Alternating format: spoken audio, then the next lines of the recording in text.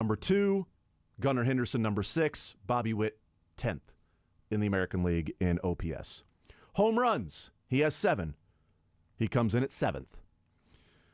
Gunnar Henderson is leading the American League with 10. He's tied with Mike Trout, but that tie will be broken soon since Mike Trout is out with the meniscus and the knee injury that he'll have surgery on. Juan Soto has 8 home runs. He's 4th. Bobby Witt only has 4 home runs this year, so he's a little ways down there. RBIs. Salvi has 27. It's 1st in the American League. He's leading the American League in RBIs. Clutch. Juan Soto is 2nd. Gunnar Henderson is 4th. And then Witt's a little ways down there with amusing only 18. But Salvi's been helped out with the RBIs because of Bobby Witt's 370 on-base percentage. Okay, so Salvi's able to drive, especially when Bobby Witt runs the way that he does. You get him in a scoring position, a base hit's going to score him. Get him at first, a double's going to score him. What about defensively? Because Bobby Witt, Gunnar Henderson, they play premium positions at shortstop.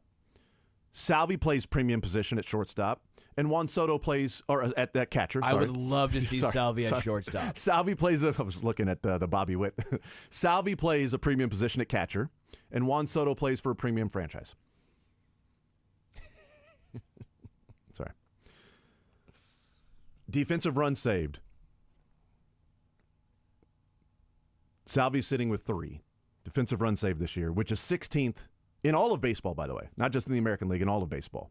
Number 2 catcher in all of baseball for defensive run saved, but 16th overall. Bobby Witt in all of baseball is 5th in defensive run saved. He's got 6. Juan Soto ranks 44th in defensive run saved in a non-premium position, and Gunnar Henderson ranks 88th in a premium position. So you got Salvi that's number 2 in batting average, number 3 in on-base, number 3 in slugging, number 3 in OPS, 7 home runs, leading the American League in RBIs, and has the 16th most defensive runs saved in all of baseball defensively. Yet he is the 15th, 17th, and 18th betting favorite for American League MVP at the bigger sports betting sites. The value is there. I'm not saying he's going to win MVP, but he is having an MVP season right now. He is right in line. The top 3 guys for MVP, Juan Soto, Gunnar Henderson, and Bobby Witt, in all of those betting apps. Soto, Gunnar, Witt. 1, 2, 3, 1, 2, 3, 1, 2, 3 across the board. And Salvi's overall profile is better than all 3 of those guys, except for Witt's stolen bases. It's why it's time for the Salvi sprinkle. I'm telling you, right? I just Salvi sprinkled when you were talking because the value is there, and I don't see any underlying metric from Perez that makes me think he's going to fall off.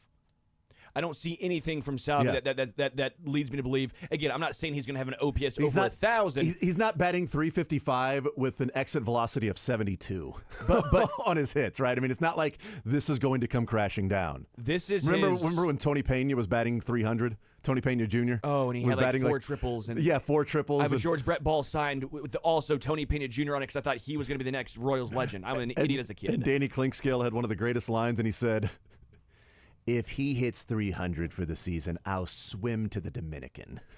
It was one of the greatest lines ever. He was very safe in not having to swim to the Dominican because Tony Pena Jr. wasn't batting .300. Those underlying metrics said this is all smoke and mirrors for him. For Perez, this is his lowest strikeout percentage rate of his career. I'm going to go from 2013 on because 2012 he played 70 games. I get he's played 30 games this year, so I get maybe this is also cherry picking, but from 2013 on, his lowest strikeout percentage by a pretty wide margin, cut over in half from the past, basically since 2016, right? He also has the highest walk rate, nearly doubled his career highs. He's taken more walks, striking out less, and his contact is, well, one of the best in Major League Baseball. His barrel percentage is 96th. Hard hit, 91st. That's not ranked 96th. That's 96th percentile. Yeah. Average exit velocity, 88th. What he should be batting, 96th percentile. He should be batting 325. So again, the underlying metrics are not saying he's going to just come crashing back down to earth. His expected slugging is actually higher at 683. Part of that's because he played some series in Baltimore as a right-handed hitter. Yeah. The left field, he plays his home games in Kauffman, so the expected slugging, you could maybe make a case that, it could be higher if he was playing in New York. You kidding me right now? Yeah, Soto, has he has one more home run than Salvi does, and Salvi's played his games at Kauffman and 3 games in Baltimore. The only metric that although Gunnar Henderson has 10 home runs and he plays his home games in Baltimore, but he's lefty. He's a lefty. You're right about that. So, but when I'm looking at Salvi, the only concerning thing I have seen from his profile so far, his chase percentage. Mm-hmm. It's in the first percentile. Yeah, he's still not chasing. the 100th. We're talking the worst. Yeah. He still swings at way too many pitches. Right. But what's been good for him is he's not doing on 3-2 counts. He's taking those now. He's not doing it. He's doing it early on in counts. So it's not resulting in a lot of strikeouts.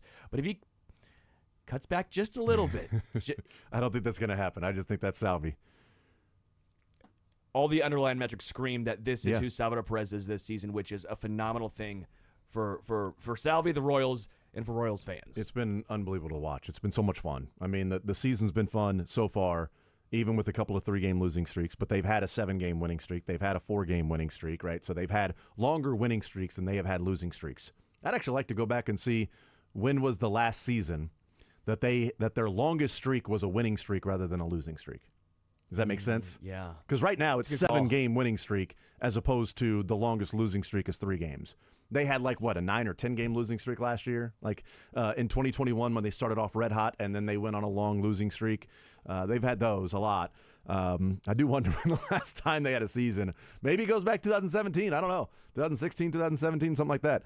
But it's been unbelievable to watch. And Salvi, in his place among the American League players, the Royals have 2 guys on their team that are putting up MVP seasons right now. They have 2 guys on their team putting up MVP seasons, and Cole Reagans is still one of the betting favorites for Cy Young, and that's not necessarily what he's done so far. It's also betting on the future. It's also a bet on what he's going to do the rest of the year, which is why even where Salvi is right now, he's so far down the line because a catcher wearing down as the season goes along, the numbers will not stay, whereas you've got a guy that plays the outfield or guys that play shortstop, which isn't the easiest, but it's also not as taxing and grueling on your body like playing catcher is, like Salvador Perez is doing. But, and he's mixing in some first base and he's mixing in some DH and things like that. So they're trying to maintain his level of stamina throughout as close to 162 as hopefully Salvi can get. Yeah, I don't think it hurts him that he's playing first base because this also allows him to play a lot more games. Yeah. If he was doing catcher only and you're playing 120 games, I think that's going to be a huge knock against you. The fact he's playing a lot of first base and DH because they understand the value of his bat, getting it in there nearly every single day is massive. I do want to point out, with the Royals being good, this helps his chances. If the Royals keep this up, this helps him. Now, Shohei was a little bit of a outlier because he was pitching and hitting, and it was just so good. Whatever the Angels did, it did not matter. I think for the Royals, they have to at least be in contention, maybe make the playoffs, at least make a wild card spot. And then you have to get down to, does Bobby Witt Jr. take into what Salvi does? Because you look at the Yankees, it's clearly Juan Soto. You look at the Orioles, maybe you can make the case as to Adley Rutschman as well as Gunnar Henderson. You look at the Dodgers, that's Mookie Betts. That's his team.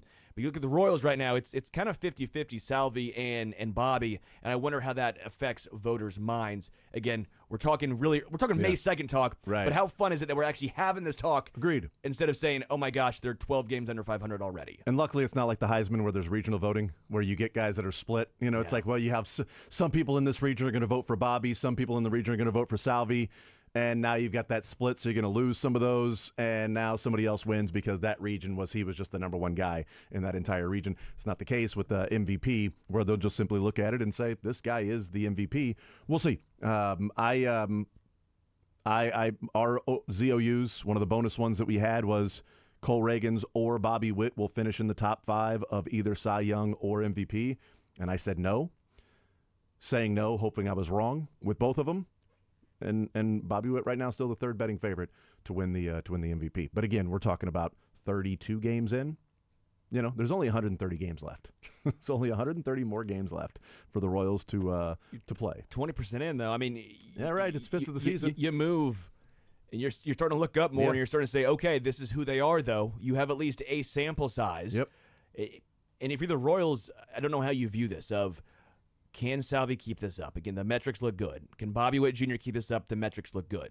But you're also sitting here going, look at the rest of the guys. Adam Frazier, Hunter Renfroe, Nelson Velasquez, MJ Melendez, who's been atrocious recently. You're 19-13 with basically hitters 5 through 9 for the most part this year being a black hole. Mm-hmm. So even if the pitchers regress towards the mean in a negative light, where all of a sudden Seth Lugo's now putting up a 3.2 instead of a 1.6, you're also probably hoping that those 5 through 9 hitters, they're not going to continuously bat 125 with 0 pop. Michael Massey being back is a huge sign. Yeah. I brought up yesterday when that break right there. He actually struck out the night before on Nate Pearson threw that curveball, and he struck out on that. Well, what happened last night when Nate Pearson threw that curveball? 3-run shot. I thought that was a nice little bounce back from Michael Massey. Huge for him and his development. But if the Royals can get anything from 5 through 9, which they did last night with Isbell getting that double to kind of lead things off again. And started that inning. This 19-13 might not be a fluke. Yeah, the leadoff double, and I'm like, you got to score this run. And then Michael Garcia with the bunt over to third, and then the Blue Jays decided that everybody after that needed to have the infield in. If they keep the infield back, they give up 1 run. It's 1 run, but bringing the infield in the next 3 batters, they give up multiple run. They just had the infield back. As Bobby Witt hits it to the shortstop, and there's what would be 2 outs, and then you don't have to bring the infield in, and then Salvador Perez hits one to the shortstop if the infield was at regular depth, and it's 1-0. Which is why I thought Michael Garcia's bunt was the most underrated part of that game. It was great. We'll take a timeout, come back, continue rolling. We'll hear from James Palmer talking about the expectation of what the Chiefs maybe believe, at least from James Palmer, what he believes the Chiefs believe on the suspension for Rashee Rice. We'll talk with Craig Stout coming up at 11 o'clock, Matt Harmon at noon. Sports or Leisure, 1 o'clock, more zone next.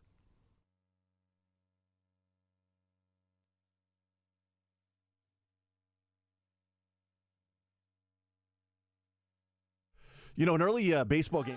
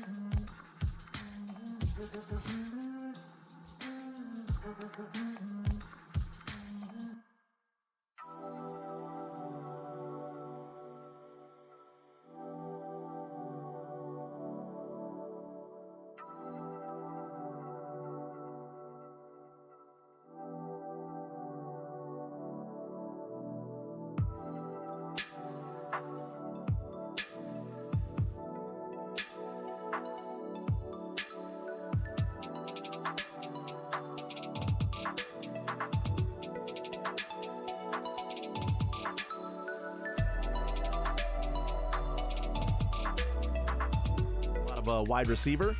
Studies wide receivers in the NFL and also in college and the draft. We'll do that coming up at noon. The Steve Smith podcast, which for some reason I can't remember the name of it right now. I should know the name of it. But is it the Agent 89? Agent 89, thank you. That's exactly right. Agent 89 podcast, Steve Smith, James Palmer on there. They were talking about Xavier Worthy. Their latest podcast was all of the first-round wide receivers. They spent about 10 minutes talking about how good they are, the fit, etc.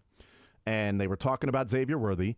And in the middle of discussing Xavier Worthy and also the Chiefs having Hollywood Brown, this is what James Palmer dropped and has certainly got the reaction of Chiefs fans about Rashee Rice. They signed Hollywood Brown this offseason, obviously, and Rashee Rice has got his legal stuff going on. How do you see? He's going to be suspended. Yeah, let's just put it out there. Yeah, I was going to leave it They're at that. expecting Yes. half the season at least. Yeah, so Rashee Rice is probably not going to be a part of this offense for a significant amount of time. So he's going to be suspended. I think we all agree with that. But James Palmer saying they're expecting a half a season at least. And that's from the Chiefs.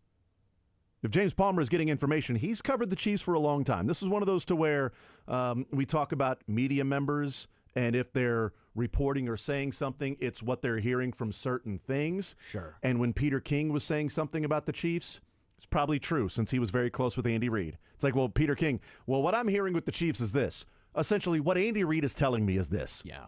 Now, whether that's to put the information out or to sort of push some sort of an agenda, whatever it might be, Peter King is pretty tied in with Andy Reid. James Palmer's pretty tied in with the Chiefs because he was essentially the NFL Network's Chiefs guy for like 3 years, okay?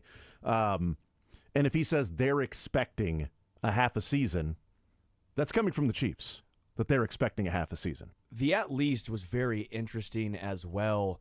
Part of me was saying if he would have said they expect 8 games, I would think, okay, they're planning for the worst. That's the worst case scenario, right? Would be 8 games. And I go, okay, I get where they're coming from. They're planning for the worst and hoping for 4, right? 8 games would be the max. But when he says 8 games at least, well, that changes things. Well, he says half a season at least. Because, half a season, yeah. Because it might be, what's a half a season? So at 8 games and then the first half of next game, like it was a targeting in college football. Like he's got to miss the first half because 17 games now. I still think people forget this. It's games. like they're still the San Diego Chargers to me. Like the St. Louis Rams. Come on, no, but it's still the Baltimore Colts to me. I don't know what this Indianapolis. A.D. Mitchell did not get drafted by the Indianapolis Colts. He got drafted by the Baltimore Colts. It's the Supersonic. I can't believe the Supersonics are having such a great year. Yes, I know. But that's what it comes down. So let's say 8 games, and so if there's an 8 games, then my expectation would have been okay. They're expecting the worst, and maybe it's 4. When they say 8 at least, that changes the entire narrative around this. Yeah, and this would also be a surprise. I think the majority of folks thought 4, maybe 6.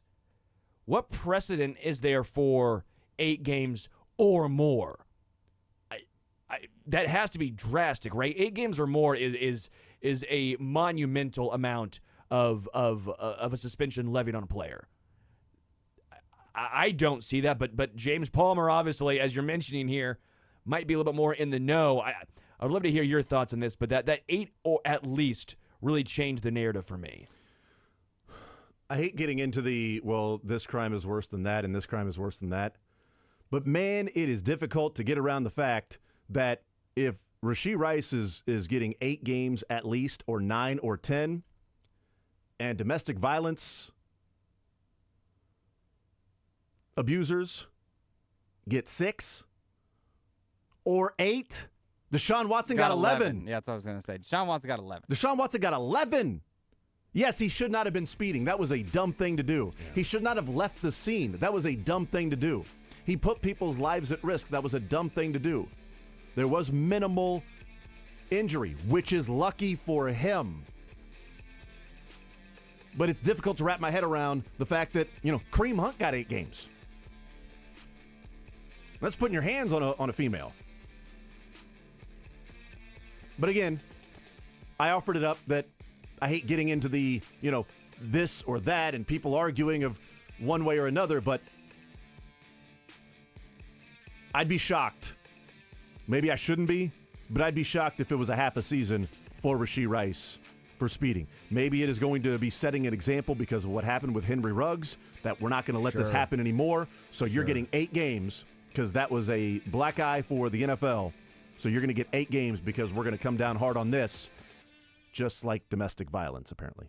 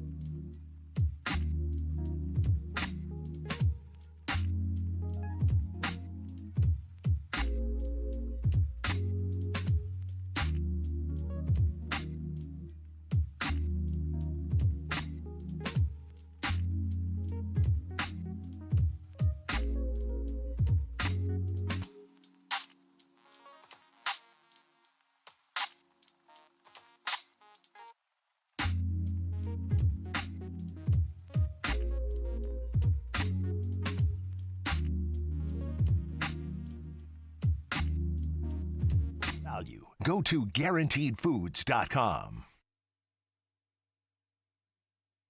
All right, hanging out on this Thursday edition of The Zone. Jason Anderson with you, Sterling Holmes, Dylan Michaels, heading up until 2 o'clock. Let's talk some NFL football, some Chiefs football. Craig Stout, kcsn.substack.com, and the KC Laboratory Podcast. Craig, welcome to the show. How are you, sir? Hey, I'm doing phenomenally. The Chiefs have selected all the right players to three-peat again. It's great. This is the optimistic time of year, so I love this time of year. Yeah, I was going to say, have you had time to just sort of recharge, rest, relax a little bit, or are you already grinding through film for the 2025 class? I'm definitely not grinding through film for the 2025 class yet. No, Thank God. I am taking a little time off, relaxing a little bit after a long weekend. We were live for 18 straight hours there talking about the draft. So, definitely taking a moment this week to recharge my batteries before we gear up and start getting into the offseason. Yeah, if you'd have said that you're starting on 2025, I would have driven to Colorado and taken your computer away from you. So, for your own good, all right? For your own good. Well, I'm glad that you don't have to come out here and visit me unless you want to, and then I can say, yes, I'm definitely starting on 2025. Very good. Craig Stout is our guest. All right. We joke, we kid, we do the optimistic. They selected all the right players, but I do wonder, your sort of your thought, your assessment of the 7-player draft class that the Chiefs brought in and what you think they accomplished over that 3-day stretch. They checked all the boxes that I wanted them to check, not just for 2024, but for 2025. There was a lot of concern that I kind of had, and I kind of pivoted a little bit towards 2025. Interior offensive line needed some help. Offensive tackle needed a stable presence for the next several years here. Having a wide receiver that they can count on beyond this year to really play at a high level and be a wide receiver one type for them, insulating themselves against, the tight end depth disappearing, the cornerback class, even looking at safety, which was a kind of sneaky need going forward if some of these players didn't continue to take the steps that they were. Justin Reed getting a little bit older, Brian Cook coming off of an injury. I expect them both to be great, but insulating yourself against that need, they checked almost every single box that I could have asked for them to check in the draft. Outside of a defensive tackle, would have minded a second wide receiver, but we're really nitpicking at this point. I really liked, at least positionally, where they targeted in the draft. The one thing or a few things actually, Craig Stout's our guest, but a few things in what I found interesting in listening to Brett Veach, guys they may have targeted versus guys they ended up with. The talk of Jaden Hicks to me is an interesting conversation because I'm with you. I thought maybe they would throw a little bit more numbers at wide receiver. I thought maybe a running back would be drafted. I thought maybe defensive tackle would be drafted. They end up with a couple of offensive linemen, a safety, a cornerback, a tight end, a tackle, a wide receiver. So they were diverse in their selection of different positional groups. But looking back and then hearing Brett Veach talk about Jaden Hicks, I do wonder if it was like the Chiefs saying, hey, in this 4th round, we get this tight end, Jared Wiley, then we can go and get running back, or maybe it's defensive tackle, or maybe another wide receiver, and yet still on the board is this guy, Jaden Hicks, that shouldn't be there. And then it just became a matter of principle that, there are some things we may be looking at, but we can't pass up on this good football player that shouldn't be here in the 4th round, that probably should have been gone in the 2nd round. Dane Brugler's number 1 safety on the board was Jaden Hicks. A lot of guys, and draft analyst number 2 safety, your guy's number 3 safety, and Jaden Hicks, he shouldn't have been there in the 4th round. I do wonder if they would have gone after a different position if Jaden Hicks had gone off where most, I guess the consensus would have been expecting him to go. And I wonder what position they would have attacked at that point. But that became almost like a principal pick for the Chiefs, right? Yeah, absolutely a principal pick. Checks every single box that Dave Merritt or Steve Spagnuolo could have ever wanted out of a safety. A high IQ football player, a leader on the field, a physical presence in the middle of the field, has some range there, has ball production as well. And, is now the biggest safety in what I believe is the biggest safety room in the NFL. It already was. The Chiefs had some very, very massive physical players in their safety room, and now they add a one that's even bigger than the rest of their safety room. So it's a very specific type that you have to be looking for there, checking all those boxes and saying this player should not be around at a certain point, especially in the fourth round. You're not drafted for need anymore. You're not drafted for position anymore. You're looking at your board and you're looking at, does this cost outweigh this player versus our depth chart? And the value is just so exceptional for a Jaden Hicks there. That might be my very favorite pick in the entire draft, just because they're going, one of my concerns with the Chiefs moving on from L'Jarius Sneed is that maybe they don't get to run as much exotic coverages. Maybe they're not able to do some of the things that opens up Steve Spagnuolo's playbook in the same way. We saw what that looked like the year before, when he ran a lot of cover two, static cover two looks and things like that with a Jalen Watson, Joshua Williams on the outside. Not saying that they're going to do that, but this opens the playbook even more by having several safeties that can move around in every single position, create a true amoebic secondary at the safety position. Like Steve Spagnuolo and Dave Merritt probably went home that day and just basically turned to the section of the playbook that they had kind of charted away for a little while here and said, we're opening this up. This is where we're going to have some fun with this specific player. So, yes, I do agree, Jason. I think that maybe there were some other positions that they wanted to do, but the cost and the player benefit of this type of guy and what he can mean to the defense, they just couldn't pass up on him in round 4. Craig Stott is our guest. What do you think of Xavier Worthy? It's been a guy that a lot of people have liked the pick. There are some that aren't as big a fans of it. I was in favor of the Chiefs drafting Xavier Worthy going into the draft because I felt like he was getting.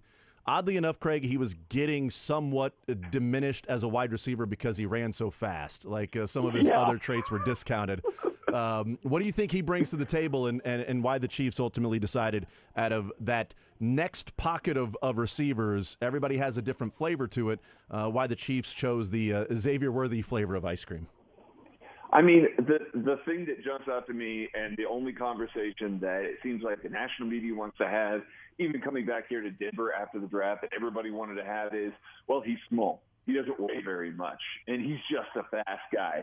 That's not what he is at all. He is a complete wide receiver. He runs the entire route tree. This isn't just a guy that you're going to point in a straight line, in a linear fashion, and say, go and run this specific route tree that's just 9 routes or deep overs or things like that, what we're calling the McCole Hardman route tree, essentially.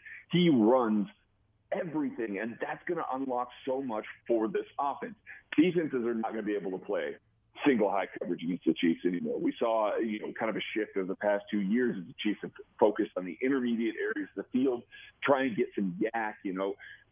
Patrick Mahomes' average depth of target went down. So, teams that started stacking the middle of the field, trying to take away Travis Kelce, Juju Smith-Schuster, and last year Rashee Rice. And it didn't work. But the Chiefs coveted speed so much that they traded for McCole Hardman, gave up a compensatory pick, gave up more picks for McCole Hardman just to have a speed element on this offense, literally any speed element on this offense. Xavier Worthy provides that, along with Hollywood Brown. The Chiefs are only going to see 2 high coverages all year long. They're just not going to see teams that are going to play the single high, that are going to trust their corners on the outside.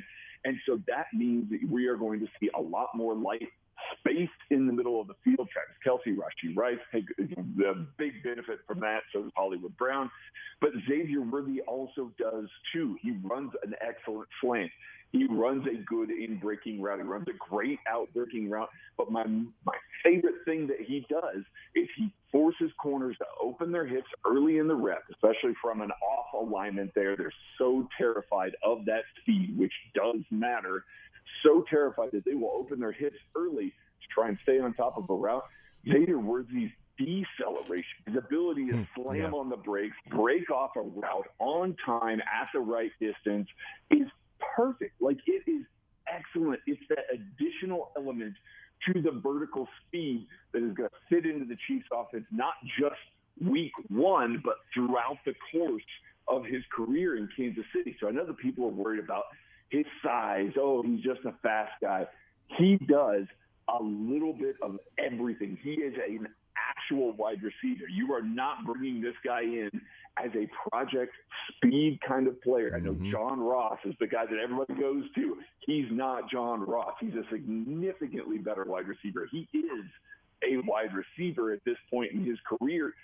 Some drop issues, some things like that they'll have to clean up, but this is not a player that's just a one-trick speed pony here. He's got everything in his arsenal, and the way that the Chiefs have used Tyreek Hill, even McCole Hardman as well. I know I've talked about the McCole Hardman route tree, but he ran some of the similar things to Tyreek Hill. Xavier Worthy's going to step in and run that exact route tree, the day one route tree for those guys, and not miss a beat. And, oh, yeah, he's got this other stuff that he's going to be able to get into, not just in his rookie contract, but ideally throughout his career in Kansas City. Well, and I think his floor was McCole Hardman's ceiling for Xavier Worthy, and he should be able to do a lot more than what they got from McCole Hardman. And one of the things that I'm fascinated by and excited about to see what the Chiefs will do this year is, Patrick Mahomes in the regular season last year ranked 39th in quarterback rating on passes of 20 or more yards. 39th. He had a 34.1 quarterback rating on passes of 20 or more yards. His quarterback rating the previous 5 years was, going back to 2018, 106.4, 122.9, 109.5, 113.3, 107.1, and then 34 this last year. Like, one thing is not like the other. Which one of these is not like the other? And I think adding Xavier Worthy and Hollywood Brown and those guys coexisting on the field together, it opens up so much, and you expect the drop rate of 22% on passes 20 yards or more to come down as well, which is just 1 out of every 5 throws Mahomes threw 20 yards down the field was dropped, is just an absurd number. Just what it does to the offense just by getting back to what he was career-wise when he threw the ball 20 yards or more down the field. And that's not just, look what Tyreek Hill was there. Well, without Tyreek Hill, he had a 107.1 when it was Juju and McCole and MVS. Yeah, that was a 107.1. This year, it just bottomed out, and everything with the offense just looked like it was so stagnant and so congested. Like, it had a real congested feel to it, where Chiefs of the past, at any given time, on any blade of grass, they could score a touchdown. Last year, it felt so methodical that they didn't have that explosiveness. You've never felt like, hey, watch this play, they might score a touchdown here. Yeah, and I love that you brought up the 22% drop rate downfield, because I know the people, I even mentioned it here.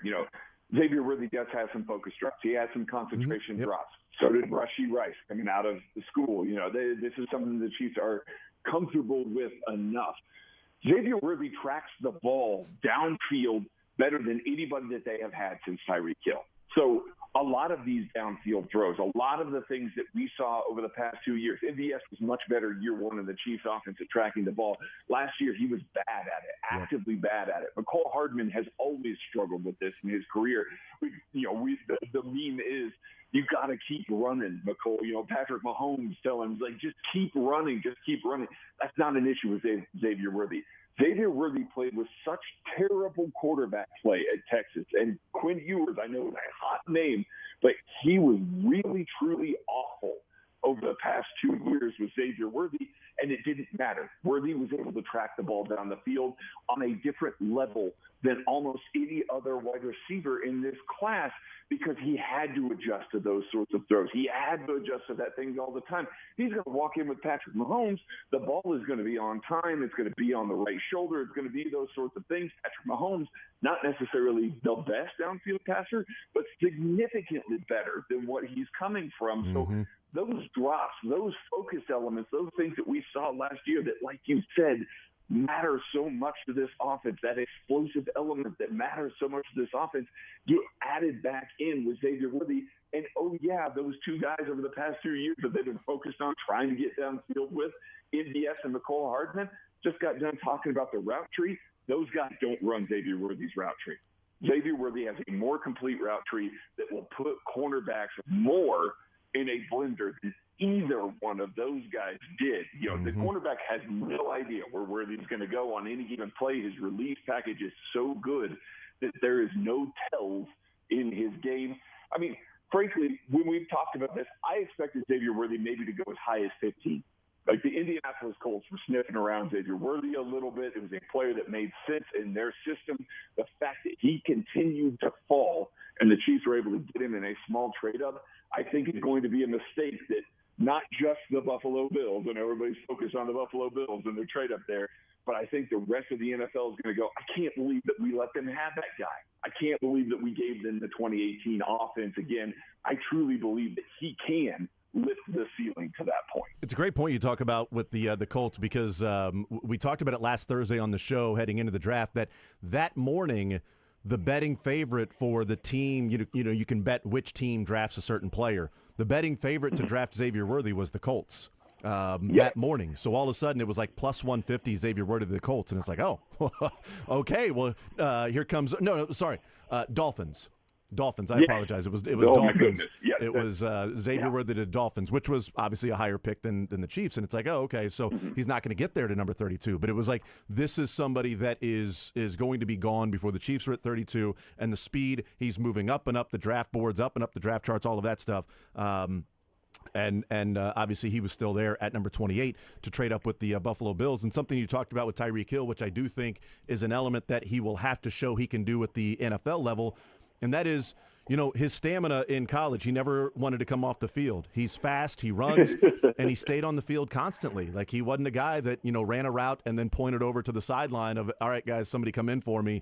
Tyreek Hill was a guy that ran all day. And Andy Reid talked about that a lot. And it's not that Rashee Rice isn't that guy because he was playing 90% of the snaps late in the season, but he had a quick welcome to the league moment for rookies when he was throwing up at the conditioning and the first OTAs and things like that of like, oh, wait, this is different.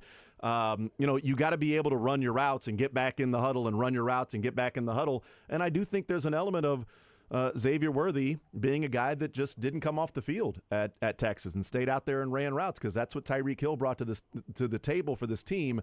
He's not Tyreek Hill. He's a different player, but that element is something Andy Reid wants in his players, guys that aren't running a route at full speed and then coming off the field immediately. You need guys that can stay out there because you're calling plays like, all right, that was 2nd and 10, now it's 3rd and 10. I'm working a play ahead.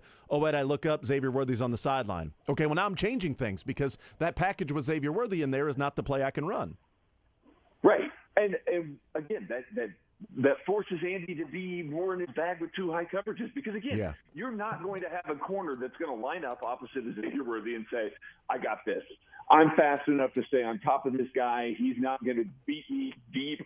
He's literally the fastest player to put into a run at the NFL Combine. Like, you don't have that speed. You can't match his speed with speed, especially from a quarterback alignment there. So you are forcing teams to play with light boxes. This helps Isaiah Pacheco. You are forcing teams to not be able to clog the middle of the field. This helps, it helps Travis Kelce. It helps Rashee Rice. And it makes it much more difficult to blitz because this guy has such deceleration. He's not just, okay, I've got to be, kind of a build-up speed guy, like an MVS, a guy that, wasn't super sudden at the line of scrimmage, but eventually got there with his long speed. This is a guy that can immediately create that matchup nightmare, immediately win a one-on-one on the outside. So Patrick Mahomes is not going to see less blitzes because of this. It all kind of has this giant ripple effect. And to your point, I love one of my very favorite plays that Xavier Worthy had last year. I believe it was against TCU. It was a terrible Quinn Ewers throw down the field that was picked off, and they are trying to run it back. Xavier Worthy does not quit. He's on a vertical route. He gets tackled to the ground after the interception. He's tackled to the ground about 40 yards downfield. He pops up, and he continues following the play. He is in a dead sprint chasing after this safety. One of the other players for Texas comes up, punches the ball out. Who recovers it? Xavier Worthy, another 30 yards back down the field, almost towards the original line of scrimmage. That hustle, that ability to go all day long on the vertical plane, off the vertical plane, chasing things down. This isn't, again, it's not just a fast guy that's just going to line up. If he doesn't get the ball down the field, he's quitting on things. he has the right mental makeup. He's got the right football IQ, and he has the route tree. I am begging people, if you haven't watched him yet, go watch his highlights. Just even his highlights, you can see, or just turn on a game of him, and you'll see just in a hurry, this is not a normal, small, fast receiver that everybody's painting him as. Yeah, I loved the play that you're talking about when the chase down that happened, because he could have just stayed on the ground, and he chased it down and recovered it. And I think, was it 2 or 3 plays later when he had the shot down the sideline when he beat the cornerback? I think it was 2 plays later. Yeah, it's like 2 plays later. He hustles, gets the ball, gets the recovery, and then 2 plays later has like a 40-yard reception down the sideline. Craig Stout's our guest. What do you think of Kingsley Suamataia? Is he the tackle of the future, or did the Chiefs give themselves a competition where may the best man win? It wasn't a first-rounder where you expect that guy to be a starter. It was a second-rounder, even though they love the guy. The investment in terms of draft capital wasn't as significant as a first-rounder. Did they find their left tackle of the future, or did they find somebody to really challenge Wanya Morris, and one of these guys will prove that they've won the job and be that left tackle? I think that they found a guy to challenge Wanya Morris right now in year 1. I am curious to see the growth throughout this offseason here. Kingsley he should not move as well as he does for a guy his size. He's super light on his feet. His hands, when they are connected to his feet, are excellent. Does everything super well. Does not have a lot of true pass sets in BYU's offense. There's a lot of quick RPOs. And when I say that, I know that people are going to listen and go, oh, okay, that's really good. The Chiefs run lots of RPOs. No, BYU's offense was built out of RPOs. The Chiefs run like 15% of their offense at RPOs. It's a stark difference in what it is. So he needs more reps. It's a true pass set, needs more reps on his footwork, making sure that he doesn't open up too quickly. That happens too often on some of the truer pass sets that he did get to take, allowing some of those inside shoulder stuff. Joe Tooney is great, but there's only so much that a Joe Tooney is going to be able to do when a guy's consistently getting beat inside. So I want to see what the growth is, because he has left tackle, top 10 left tackle traits. Like, undeniably he does, and they're banking on those, and it's a great bank for the Chiefs. What we saw in the Senior Bowl was growth already from when he left BYU. We're going to see what happens after minicamp. If we walk into training camp and all of a sudden we see the footwork's a little bit better, he's not hinging open, he's protecting his inside shoulder a little bit better, get excited, because that's a player that I think they're going to want to put on the field quickly. They're going to want him to get that experience, and he's got the athleticism to make up for it when he makes the little mistakes. And, oh, yeah, by the way, he hit 21.5 miles an hour at his size down the field on a screen play. Andy Reid has to be salivating at that, getting him out in space, getting him in front of these players. We talk about how athletic Creed Humphrey is all the time, and I love this tweet about, Xavier Worthy on wide receiver screens. Guess what? You've got another guy that's just as athletic and just as capable of getting out in space and getting into the third level at a rate that other tackles can't, just simply can't. So the traits are tantalizing. I just want to see what the growth arc looks like, because right now it seems like just a competition between him and Wanya Morris based on his collegiate tape. If he really responds well to the coaching at minicamp, I think it's a slam dunk that he would be starting week 1. And I bet he can slam dunk on like 11-foot goals, since he can spring out of a pool. You know how long it takes me to get out of a pool? On the side, The guy just jumped right out of a pool. That's not fair. Jason. Yeah, just stay in there. I just lay back. Yeah, just stay in there. I'm good. Are you ready to get out? Drain the pool, please. If you can drain the pool, then that would be great. I can get out. I always find the stairs. I'm not climbing out, right? Because then it's just weird. And my swimming trunks are going to slide down, right? And then now people are seeing my underling. Like I don't want that to happen, right? And it's like then it shows you how weak you actually are when you're trying to pull yourself up. And I'm like, man, 15 years ago, I could pull myself right up. Like, you don't understand. Like, this is because I'm in my 40s now. You're not seeing, like, me at my peak. And this guy's just jumping out of the pool like it's ridiculous. It's just At showboating for the sake of 330 pounds. Yeah. it's ridiculous. Showboating for the sake of showboating. I don't know that I like him anymore. So, Craig Stout, KCSN.substack.com, the KC Laboratory Podcast. Craig, you're the man as always. Appreciate the time, brother. Enjoy a little bit of rest, recuperation, some recharging of the batteries, and we'll talk in a few weeks, brother. Yeah, sounds good. Thanks for having me on, Jaden. Absolutely. There's Craig Stout. Great stuff, man. They were on 18 hours straight with their draft coverage. just 18 hours straight, man. Oh, that's crazy. But they put in some work, certainly, covering the draft Thursday, Friday, and on into Saturday as well. But Craig Stout, KCSN.substack.com. And, yeah, Kingsley Suamataia showing people, look how easy it is to get out of a pool. And I disagree. It is not that easy to get out of a pool.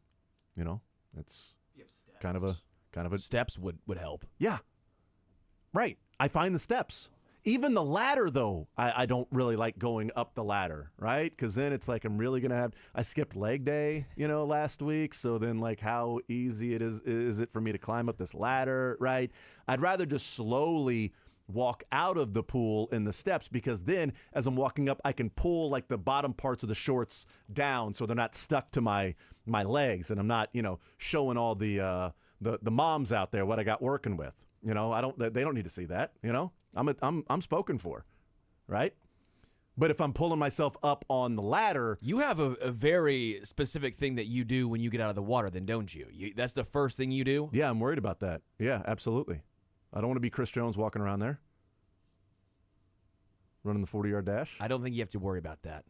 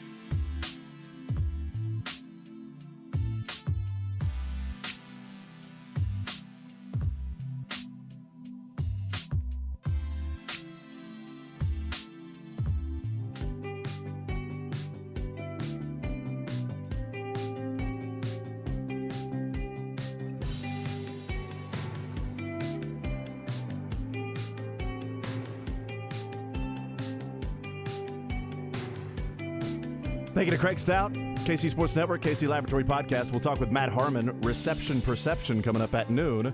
Talking some wide receiver with him. And the Chiefs drafting of Xavier Worthy and what that means for their offense. Also signing of Hollywood Brown. Those guys sort of coexisting. The Raiders have signed a free agent wide receiver. Michael Gallup will be heading to the Raiders. A signing a few years ago that would have been like, whoa, okay, the Raiders got Michael Gallup. Now it's just an afterthought, Raiders got Michael Gallup. Oh, cool. What do you have, 400 yards last year? 418. 418? They would have signed him after 2019 when he was 23 and had 1,107 yards in 14 games. Yeah. We'd say, wow, incredible. I do wonder where's MVS going to end up? And what's the contract for MVS? Michael Thomas, still out there. DJ Shark, still out there. Odell Beckham Jr., still out there. Tyler Boyd, still out there. And I'm not saying I'm interested in any of them, just that those guys are still out there, and we may start to see as OTAs come along and training camp gets closer, obviously in July, but some of those guys start to sign, or, maybe not. I don't know. It just, especially with whatever contract they may be wanting. I think he probably ends up in Missouri as the Battlehawk. MVS? Yeah, really? Battlehawk, yeah. Is that right? He ends up in Saskatchewan. He's a Rough Rider. Somebody will sign him, right? I mean, depending on what he's asking for, somebody will sign Someone's going to want the playoff MVS. And that's what it comes down to. Yeah. Playoff MVS is a different beast. That guy is a stud. The Bills need to sign MVS so they can have somebody that plays well in the playoffs and not, slows down and shrinks in the playoffs like Stephon Diggs. Well, they had Gabe Davis for that, so yeah. Yeah, Gabe. It was playoff Gabe Davis.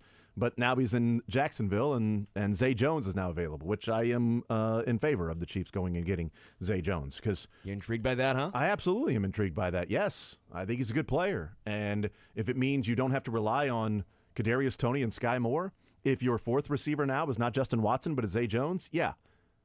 The revamping of the wide receiver unit would be massive from one year to the next. And going from your number one receiver at the beginning of the year last year was Kadarius Toney. So Kadarius Toney and MVS and Sky Moore and Rashee Rice and Justin Watson, those are your five guys. As opposed to what this year would be Hollywood, Rashee, Worthy, throw in Zay Jones. Then, Justin Watson at that point, like number 5 receiver. I mean, yeah, your top 4 end up being Hollywood, Xavier, Rashee, and Zay Jones. Yeah, if he's your number 4 receiver, hell yeah.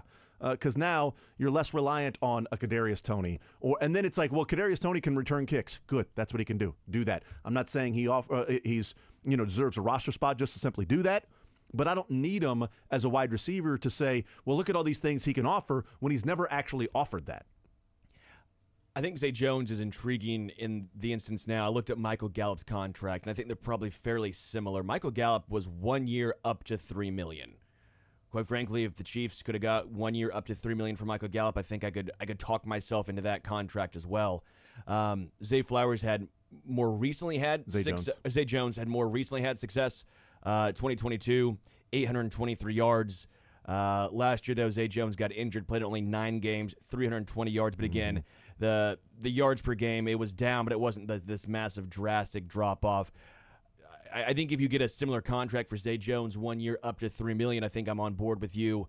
I don't know what his contract's going to look like, but if Michael Gallup only signed for that, I'd have to imagine Zay Jones is in the similar bucket of wide receivers. Zay Jones is 1 year older than Michael Gallup, right? So it's not this drastic age difference. You're probably looking at a similar contract, so I think I'd get down with that. Josh Reynolds signed with the Denver Broncos. He's 29. Zay Jones is 29. They've had success in the past. Josh Reynolds signed with the Denver Broncos 2 years, $4.5 million average. So 2 years, $9 million with $4 million guaranteed. It's a 1 year deal with around $4 million for Josh Reynolds.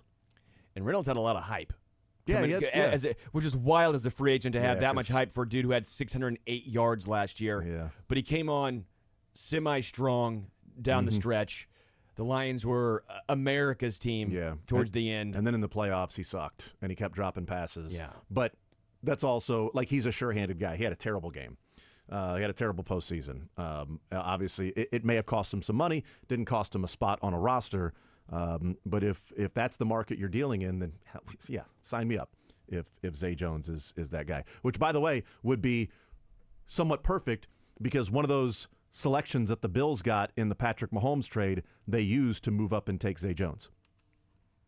So that'd be kind of funny if then they end up with Zay Jones as well. Also 6'2". Yeah. So that's kind of, maybe that's a little bit of a motivating factor for me for signing Zay Jones, because I think that would be funny. If Zay Jones ends up on the Chiefs and one of those picks in the Mahomes trade was for Zay Jones. Do you think someone like Zay Jones is more important for the Chiefs since the unknown with Rashee Rice? As much as we all love Xavier Worthy, Rashee Rice had a great rookie year, but it wasn't until about halfway through when Andy Reid finally took the training wheels off and said, okay, fine, you can actually have an A dot that's not literally negative because you're getting the ball thrown to you at the line of scrimmage, right? With Zay Jones, you might want to have a veteran, even if you don't think he's a great needle mover later on in the season when Rashee comes back, but at least you have some confidence level in, okay, we have a veteran who's done this before early in the season to take some pressure off of Xavier Worthy. Well, in 2022, so last year was 23, so it was good. It's like, no, the Royals season is 2024, but the Chiefs' most recent season is 2023. So 2022, with the Jags, when Zay Jones became a number one receiver, was Christian Kirk hurt, things going on with the Jags, and Zay Jones became the go-to guy. Yeah. And he had, 82 receptions, almost 900 yards, and 5 touchdowns. As a guy who was looked at as a 2 or 3 receiver. And when he had to step up, and he was making plays too. It wasn't just like Zay Jones was there because he was getting volume and it was short little passes. Like, he was going up making jump ball plays. He was, yards after the catch and things like that. Last year he got injured and he was pacing for what would have been roughly 70 receptions and 700 yards. Not as much as he had the year before, but you also threw in a healthy Christian Kirk and Calvin Ridley in that offense. And he was still pacing for 70 receptions, right? 600-something yards as the third receiver. Yeah, he can still play. He'll be 29. Josh Reynolds is already 29. Zay Jones, did he already turn 29? Or he's so he just turned 29. Just turned 29 March 30th. Yeah. Yeah, so he's just now 20. So they're roughly the same age, Reynolds and Zay Jones. So yeah, I'm in favor of having Zay Jones on this team, depending on the price. Obviously, cost acquisition is always part of the discussion. I'd be perfectly fine if he comes in and he's your fourth receiver, especially if there's a chance that, as James Palmer said, he's hearing the Chiefs are expecting a half a season for Rashee Rice. Then, yeah, you could use somebody instead of elevating. Now Justin Watson becomes your third receiver. Or Kadarius Toney or Sky Moore that's playing the X becomes that particular, filling that role. Yeah, I'd be good if now you're elevating Zay Jones to be your third receiver with a rookie in Xavier Worthy. Yeah. And Hollywood Brown's first year in the offense. Justin Watson, a guy who's always at the right spot, always where he's supposed to be. He's always where he's supposed to be. And at least you would have some experience along with Hollywood in Zay Jones. So we'll see what ends up happening with that. But Michael Gallup goes to the Raiders. It'd also be an interesting conversation because you'd have your 6 wide receivers still because Rashee Rice would not be on the roster because of the suspension, right? So you could still have Sky and Toney fill out on very cheap deals. But what would be fascinating is when Rashee would come back, all right, it's a little tryout time. Which one's making it? Is it Kadarius? Is it Sky? Maybe that's the way it goes down. Maybe it doesn't matter at all, but I think that would be kind of fun to see. Okay, yes, that's fine. Off-season OTAs, training camp, we love that talk. We love seeing you guys go back and forth. You know you're going to hear great things about both of them during OTAs and training camp. You know what's coming. But now, game action time. Who steps up? Nice little competition. The Dallas Cowboys have officially signed Ezekiel Elliott. So, God, I can't remember the tweet, but it was fantastic. It said, I love the Cowboys' commitment to overpaying running backs, and then now the commitment to running backs don't matter, and both of them were with Zeke Elliott. Brilliant. That's great. Absolutely brilliant. We'll take a timeout. We'll come back. I want to hear from Steve Smith talking about what the impact of Xavier Worthy and Hollywood Brown on the field at the same time will mean for the Chiefs. Steve Smith, former wide receiver, what he thinks of what the offense will look like when you put that speed together on the field. We'll take a timeout. More Zone next.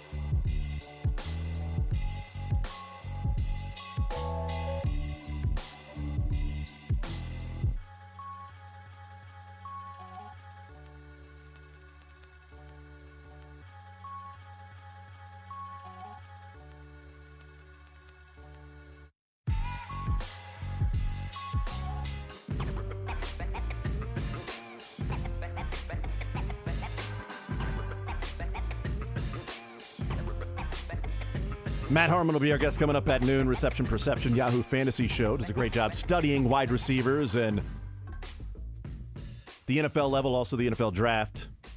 Let's hear from Steve Smith, Agent 89 podcast. James Palmer was there with them.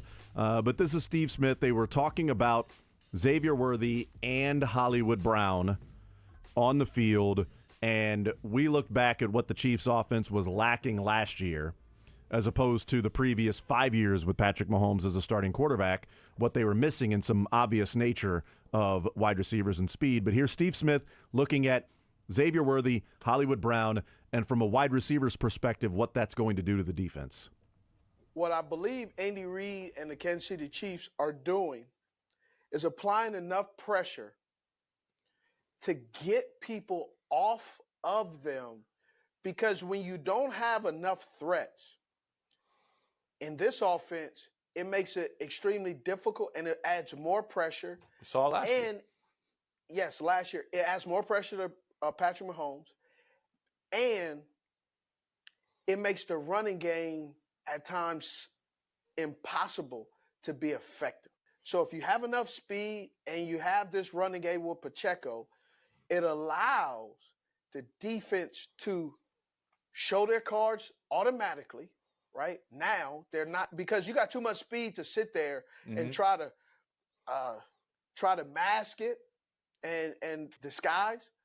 If you're trying to disguise and try to run, think about this. If they got one of these fast wide receivers in the slot and they're trying to disguise it with a safety or a linebacker, and all of a sudden they quick snap.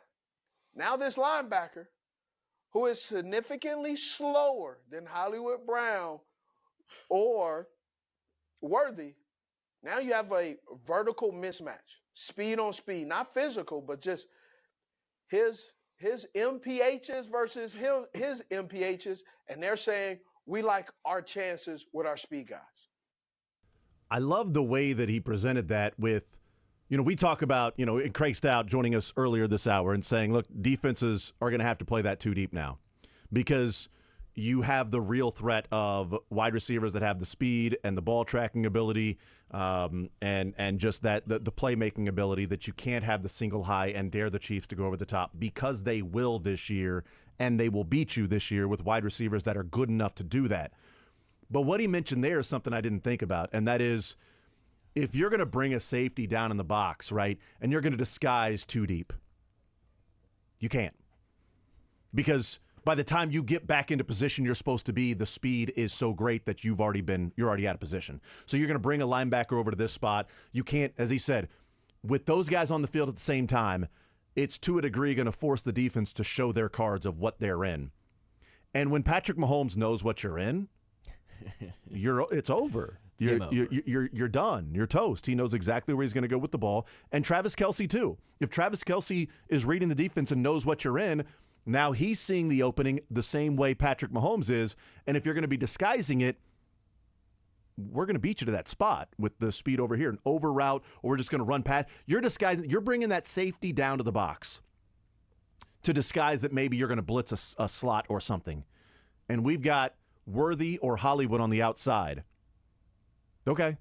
At the snap, run by him, and I'm going to throw it up there down the field because you don't have a safety coming over to help. And that safety in the middle of the field is not going to get over there in time to be able to do that. So I didn't think about that aspect. Just they're going to have to play too deep. But now if they have to show their cards before the snap, because speed on the field makes it a little less ideal to try to disguise things. Now, maybe that's pre-snap disguise. You can disguise coverages and be more exotic after the snap.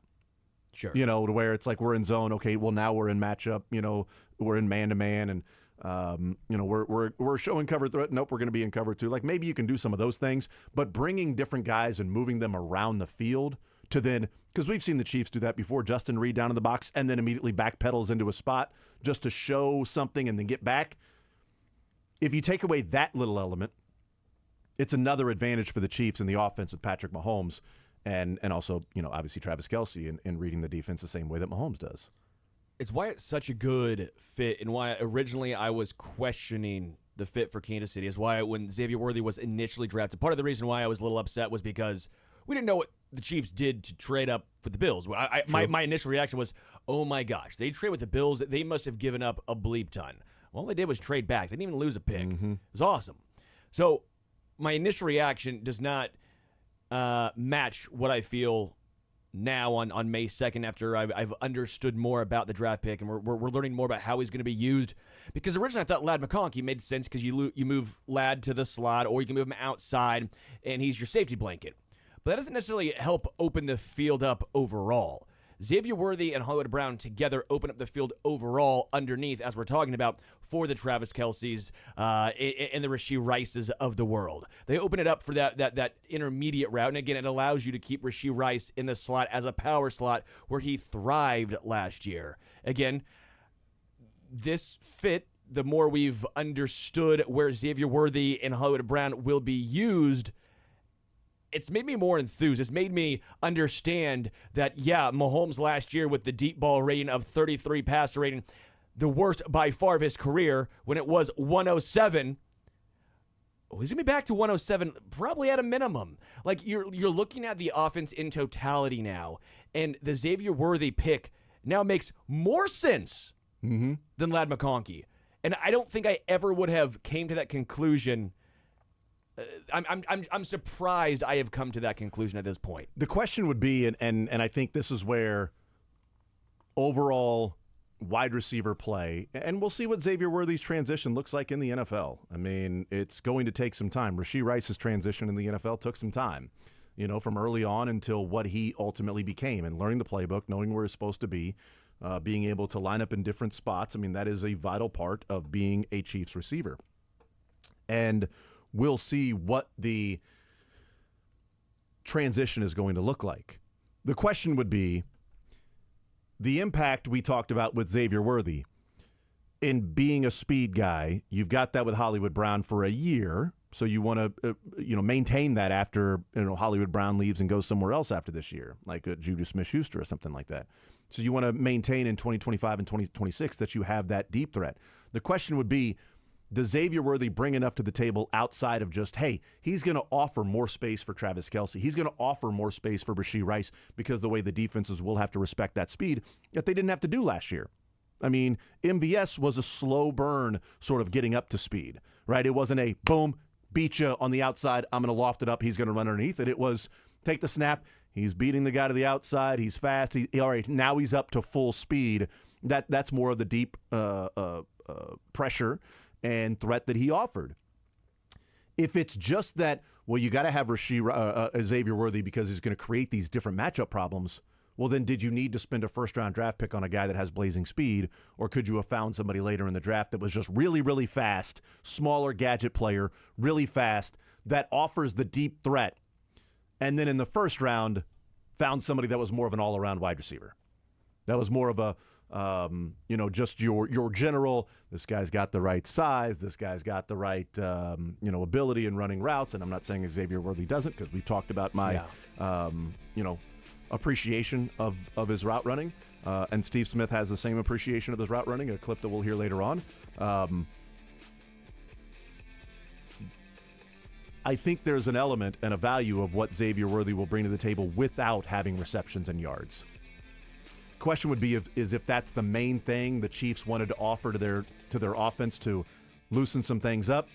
Is it worth a first-round draft pick to get somebody that offers you that, as opposed to a regular wide receiver, general wide receiver that isn't just going to be a speed merchant and grab the speed merchant later on in the draft? And the pushback is, what if the Chiefs drafted Suamataia at 32 and Xavier Worthy at 63? Does that change your mind? Right. I mean, it's a great question. It's a great question. Or the Chiefs draft Pearsall in the first round, Suamataia, and then like Malik Washington later on as a speed guy. More zone next.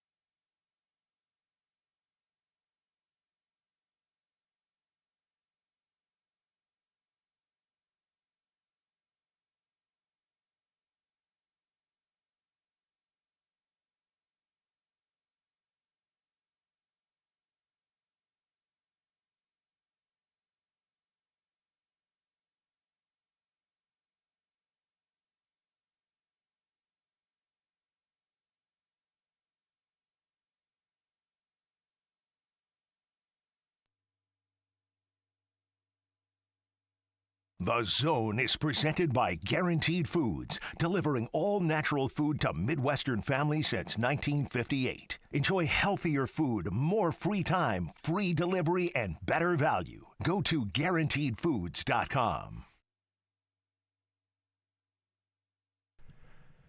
All right, we'll play some Sports and Leisure coming up an hour from now. $25 at Johnny's Tavern on the line. Talked a lot of Royals in the first hour. Winning a rubber match for the first time this year, sitting at 19-13. Only a couple of games out of first in the juggernaut American League Central, which is what everybody predicted. And a lot of NFL football the last hour or so. Right now, getting a chance to talk to Matt Harmon from Reception Perception, the Yahoo Fantasy Show, a guy who I've been excited to talk to since the Chiefs selected Xavier Worthy in the first round, and also just in general because of his ability to break down wide receivers, whether it be at the NFL level or the college level. Matt, welcome to the show. How are you today?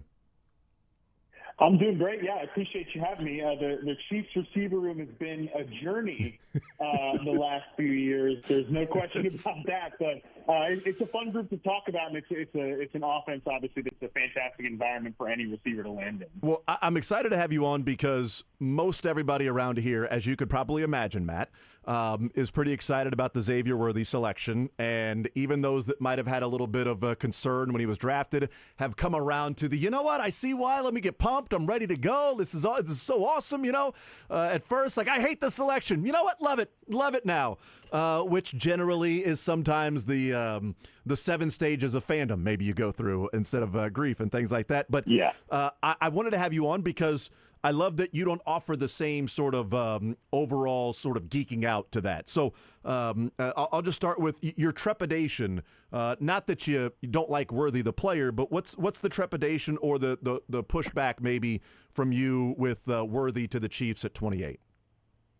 Well, this is great because it's funny, you know, in the pre-draft process, right? You're evaluating players. You know, not to say that, oh, we on the outside have it so hard. You know, me and my website, we have it so difficult because that's obviously not the case. But when you're evaluating pre-draft, you're really, in a way, you're evaluating receivers for all 32 teams, right? You're just saying, like, hey, at least in my mind, hey, if I'm starting an expansion franchise and we're building a receiver room, you know, how do I want to stack these guys up from a rankings perspective? That's how I look at it. That's how I evaluate receivers. Now, when you look at Xavier Worthy through that angle, I just don't think he comes out as like a true round one player because it's just there are a lot of teams where this type is not going to work out.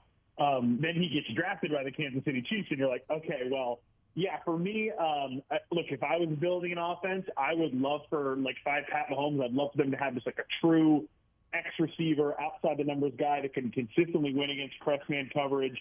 I'd love to see Mahomes play with that guy, but I'm not making the picks here, right? Like, obviously that's what Brett Beach and Andy Reid are doing. And I can see the vision with a guy like Xavier Worthy on this offense. So it becomes one of those situations where I like Xavier Worthy's projection a whole lot more post-draft than I do pre-draft, just because landing in this spot, I have a lot of trust and faith in the coaching staff, especially with coming off what they did with Rashee Rice last year. We could talk about that later if you want.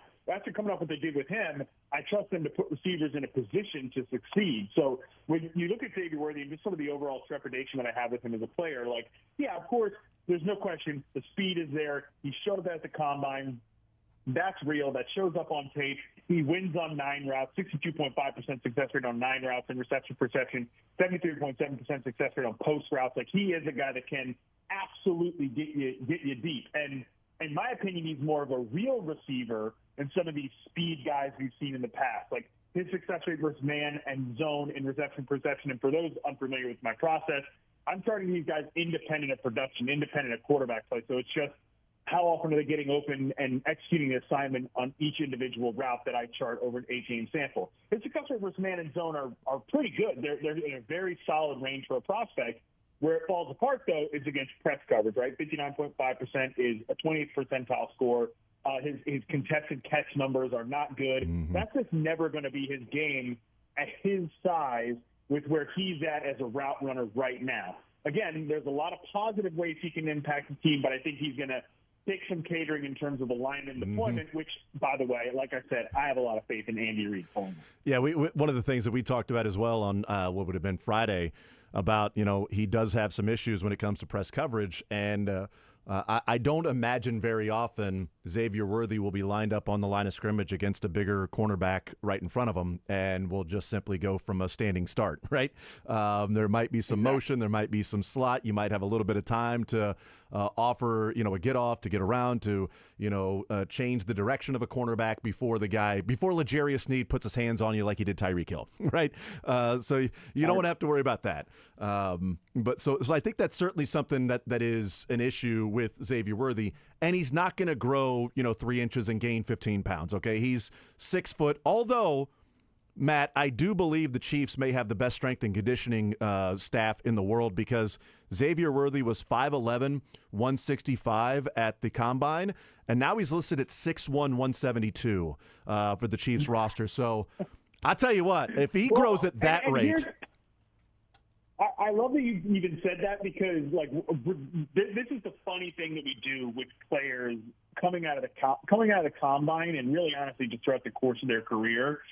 Like, he was 5'11", 165 and ran a 4.21 on that day. Mm-hmm. That does not mean that he's going to be that every day forever for the rest of his life, right, both from a size and a speed standpoint, right? Yes. Because this is the thing. He can gain 10 pounds and be 175 pounds, but then he's probably not running a 4.21, which, by the way, maybe that's okay, right? Yeah. If he runs a 4.28 at 175 pounds, well, I mean, who cares? Even though it's great that you break the 40 record. I mean, Marquise Brown, who's on the Chiefs roster, I had a great conversation with him pre-draft years ago, where I sat down with him in Nashville, and we kind of had a little bit of fun with the idea that people were labeling him as a 166-pound receiver because whatever he weighed in at the NFL scouting combine.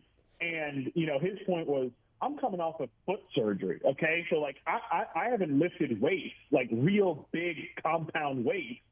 That's just not real, right? Mm-hmm. So these players grow and develop and change over time, and maybe Xavier Worthy does that, and maybe that's helpful for his game. Yeah, I said that. He weighed 165, so he could run a 4.21.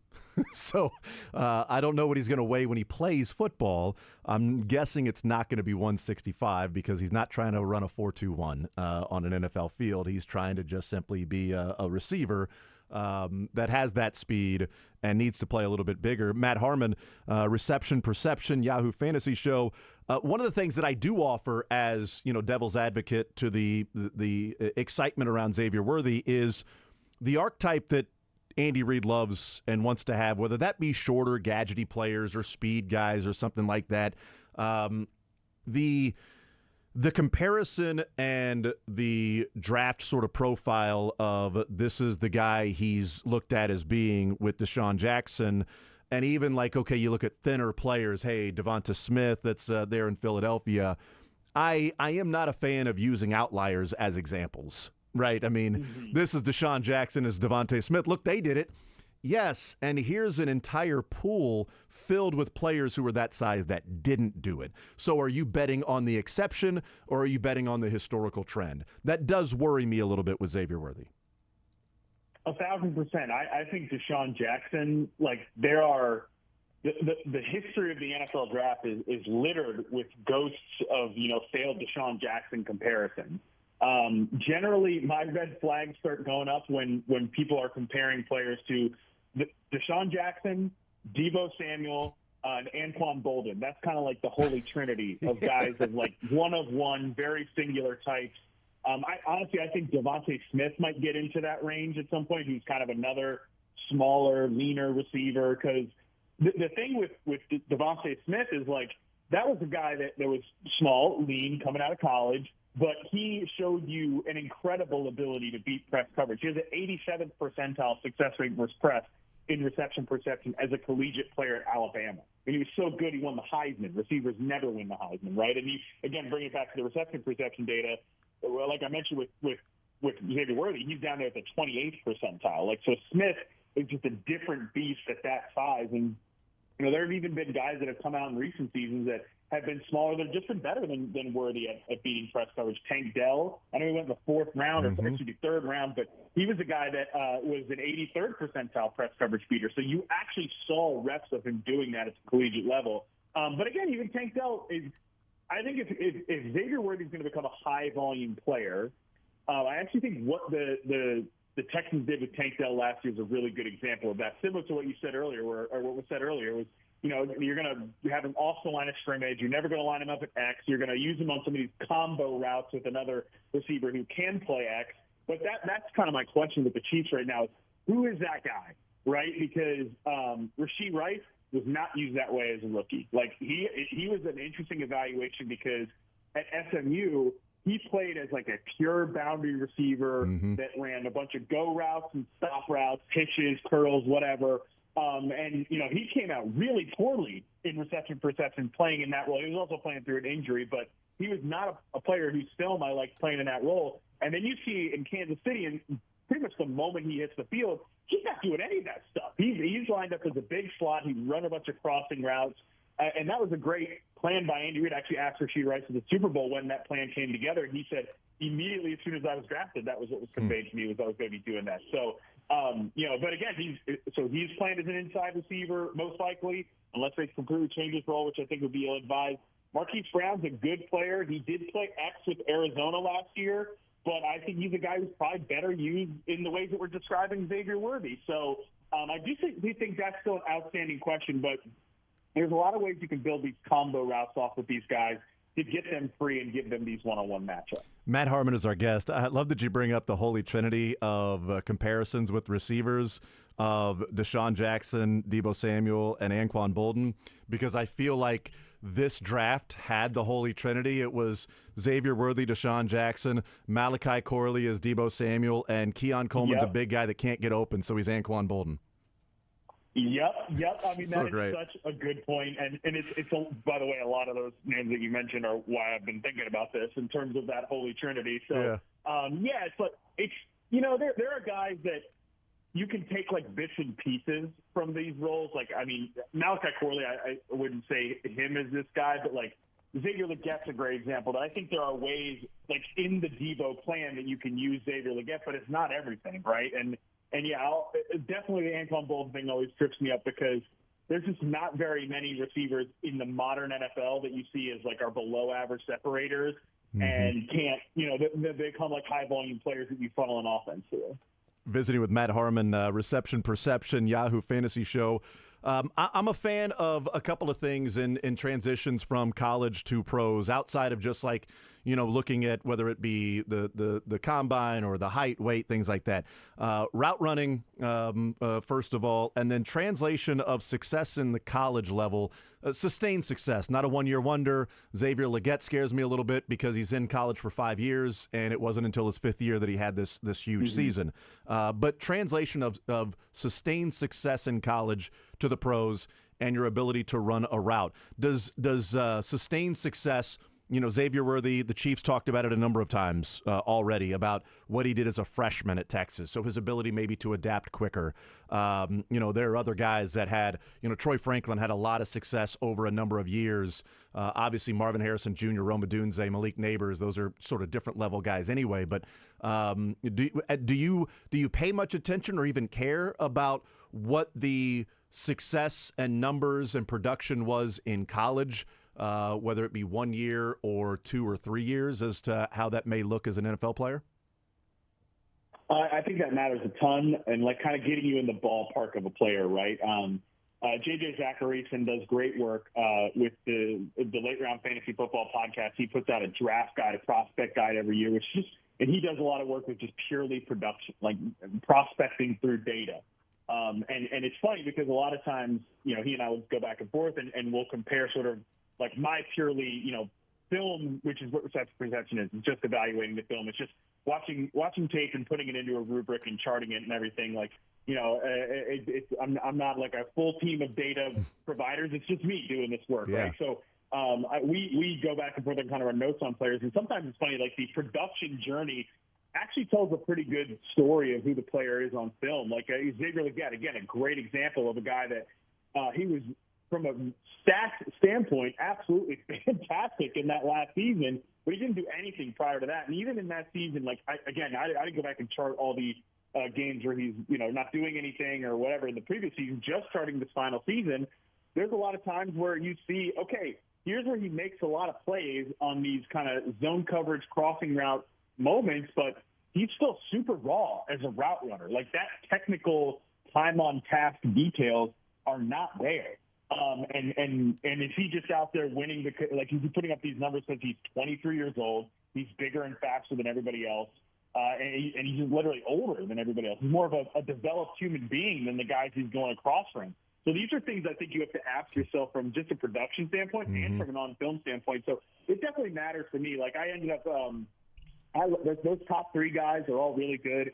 Neighbors, Adunze, Marvin Harrison, they were all tier one prospects to me. The closest debate that I had with myself was, who's the wide receiver one in this class, Marvin Harrison or Rome Adunze? And it's because from a reception perception standpoint, it's really tight. Those two guys are very close. Love the way they both project the NFL pro-ready X receivers. But Adunze, like, and Harrison, you just got to, I think, give it a little bit to Harrison there, that people have known he was the dude for so long and still was doubled at a higher rate than any prospect over the last 4 years that I've charted, and he was still incredibly successful. So, yeah, I think it's a way that you kind of help to break some ties. Yeah, my immoral campaign to let everybody know all the terrible red flags about Rome Odunze did not work. I tried to let everybody know there's no way I would draft him in the top 31. I just can't do it. All those red flags, how could you take him in the top 32? Good value. Good value at number 32. 31, yeah. That's it. You got to worry about all the off-the-field issues. What are those? I'll tell you later. But right now, just trust me on this, okay? They didn't listen to me, so we'll see what the Bears do. Matt Harmon is our guest, Reception Perception Yahoo Fantasy Show, hanging out with us. One of the things that I've wanted to ask you about is, when you're studying of wide receivers in the draft and what we've seen over recent years, and it used to be the best athlete on the team played quarterback, and now we're seeing with 7-on-7 the spread offense, your best athletes are playing wide receiver or cornerback. They're playing different skill position players, and we're seeing that influx into the NFL. Are we witnessing sort of this oversaturation for lack of a better term of wide receivers in the NFL, that there's just becoming a plethora of them, that is it then worth to draft them high if maybe we're seeing guys in the second and third round that 5, 6, 7 years ago might have been first rounders? Yeah, it's something I literally think about all the time, because this is my profession, but also because, I'm a dork. So, like, this is something I think about all the time. And, we all are. Yeah, right. I mean, if we're making football content here on May 2nd, we're all a little dorky. Yes. And I'm happy to be it. I'm thankful to the dorks that support the venture. But yes. I was just putting together after the draft, like, my dynasty rankings for not just rookies, but the entire wide receiver pool. And I'm like, shoot, I get to wide receiver 50, and I think this is still like a player I could see making a meaningful difference in fantasy football. And I mean, that's crazy to say. And if I look at my real life receiver rankings, it's pretty much the same thing. Like, there are players down to all the way to wide receiver 50, wide receiver 55 that I think are good quality NFL receivers, or at least have the potential to develop into that guy in a year or 2 years or something like that. So every year it feels like we're talking about a stacked receiver class. Even last year, 2023, where there wasn't a top 10 prospect at the position, right? The first guy goes off the board at 20. And I think that made a lot of sense for JSN, the top receiver, to go off in that range. There are still like a ton of good players that came out of that class. Like I mentioned, Tank Dell, Jaden Reed was awesome.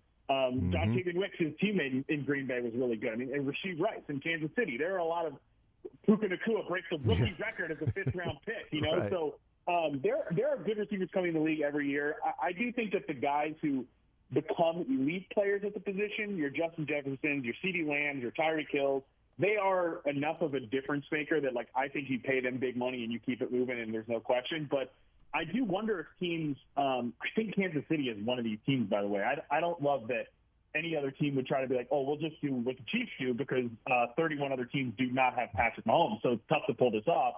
But they're, I think, one of these teams that are trying to make it up in the aggregate in terms of wide receivers, right? Where maybe we don't have one number one, but we have a bunch of guys we throw the ball to 80 to 90 to 100 times over the course of the season. I think the Bills are trying to copy that a little bit, is my pet theory on that one. But, yeah, I do think that we'll reach a point where maybe teams start to eschew the idea of, like, the number one wideout and try to just have a bunch of guys that can fill a bunch of different roles and throw it at that way. Yeah, because I've wondered for a couple of years when the bubble will burst of all the money that's going to wide receivers, and maybe you'll see that high level of guys. Tyreek Hill got that money. Justin Jefferson, Amon-Ra St. Brown got paid a lot of money, obviously, as well, just a few days ago. And I do wonder if it comes to a point to where teams go, the high level, okay, we'll pay Jamar Chase, we'll pay Justin Jefferson that money, but we're not going to pay the guys that are right behind him $27 million, $26 million, because there's a guy that I might be able to get for $17, $18 million that's going to offer me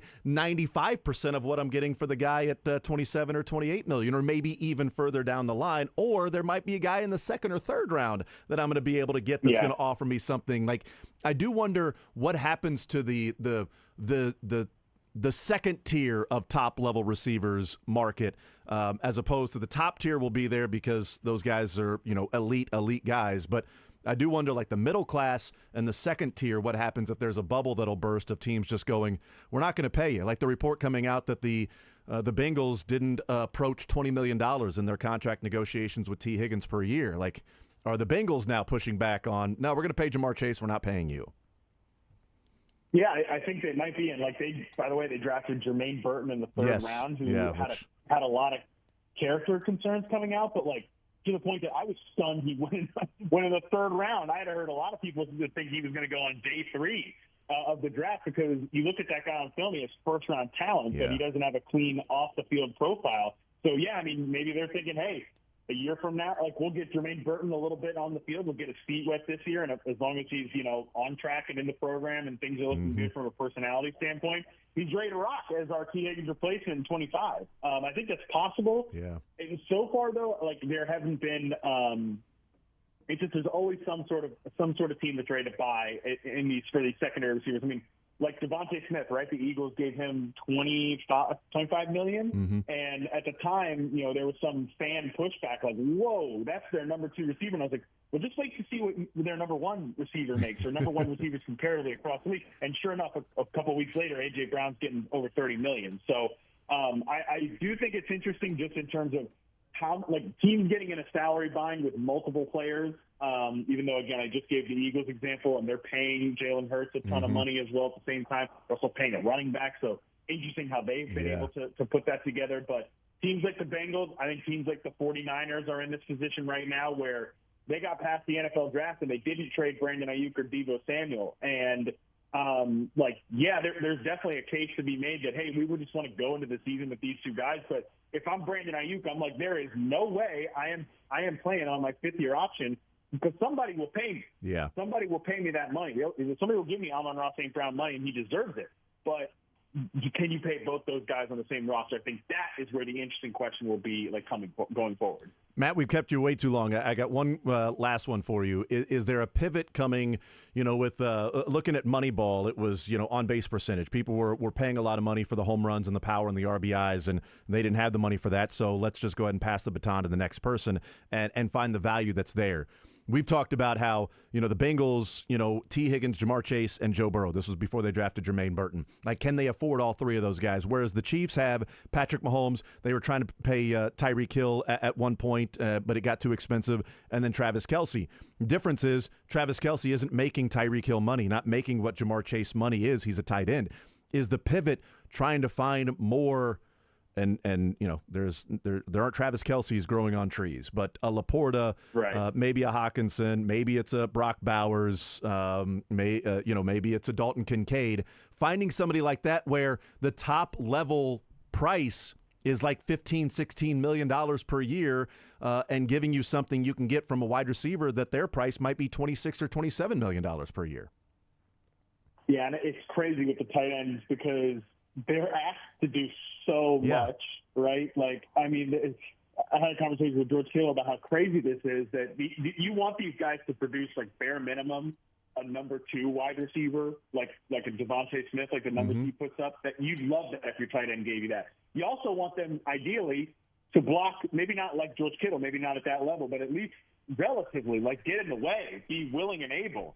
And just that's why we see tight ends develop slowly, is because so much is put on their plate from a year one perspective. It's really tough to bend the entire offense to get your tight end in a way that is super easy for them. And even if you do, like with the Bills last year, they tried to run out this year. Brandon Beane kept calling it 11.5 personnel, right. And defenses are like, okay, well that's 12, like that's 11 personnel. We're just going to put a nickel corner on Dalton Kincaid, and like, you know what? He's probably not going to win in that matchup because he's just not. He's not equipped to do that because he's just a tight end. He's not a slot receiver. You can call him a tight end. You can call him a slot receiver if you want, but ultimately he's a tight end. So it's interesting with that position because it really depends on the rest of your offense and the ecosystem around that player. Like, again, it's hard to take anything with the Chiefs because they have a one-on-one quarterback that you like. Just it's tough to make comparable to. Yeah. But with some of those other examples with tight ends, like it helps when you have another threat to clear things out. I think that's what's going to be critical about Xavier Worthy on the Chiefs to bring it all the way around. Like that guy's going to make an impact even when he doesn't get the ball. Yeah. You know, way more than anybody else in the roster was last year. Cornerbacks and defensive coordinators are not afraid of MVS. Nope. They're not afraid of Kadarius Toney. They're not afraid of, why Sky Moore was ever, I know it says that the Chiefs do a good job of deploying receivers. Why Sky Moore was ever lined up 65% as an outside receiver, I'll never know. I'll never figure that one out. Never made sense to me. But like nobody was scared of these outside receivers from a vertical perspective last year. They're going to be scared of Xavier Worthy, which opens things up for these volume hogs underneath and Rashee Rice when he's on the field, and Travis Kelce, of course. Yeah, my only pushback, if nobody was scared of them, is that I think the Chiefs were scared of Kadarius Toney and MVS on the outside. I think that might have been the people that were scared. Yeah, nobody on the other side Yeah, that's right. was scared of them, which in an ideal world is what you want. Yeah, you typically want the other team going, oh, no, we don't want them to do that. Not, okay, cool, you want to throw it deep to MVS? Great, go ahead and take your shot. It's going to be 2nd and 10, though, if you take that chance on first down, and we'll take it. Matt Harmon, Reception Perception, Yahoo Fantasy Show. Matt, I'm a big fan. I really appreciate you taking some time out today and continue the great work there.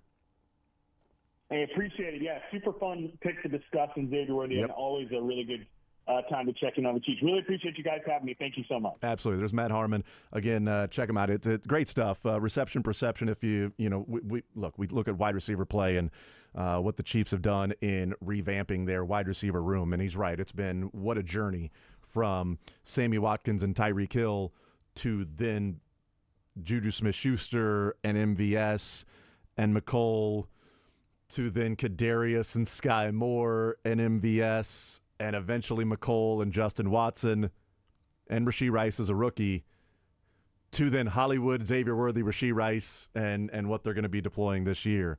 It's been an interesting sort of weaving back and forth. And in the meantime, they've got 2 Super Bowls in doing that. We'll take a time out. We'll come back, talk a little bit more about what he discussed in some of the issues that are there, but also issues with the player versus worry about the fit not necessarily being an issue. We'll take a time out. More Zone next.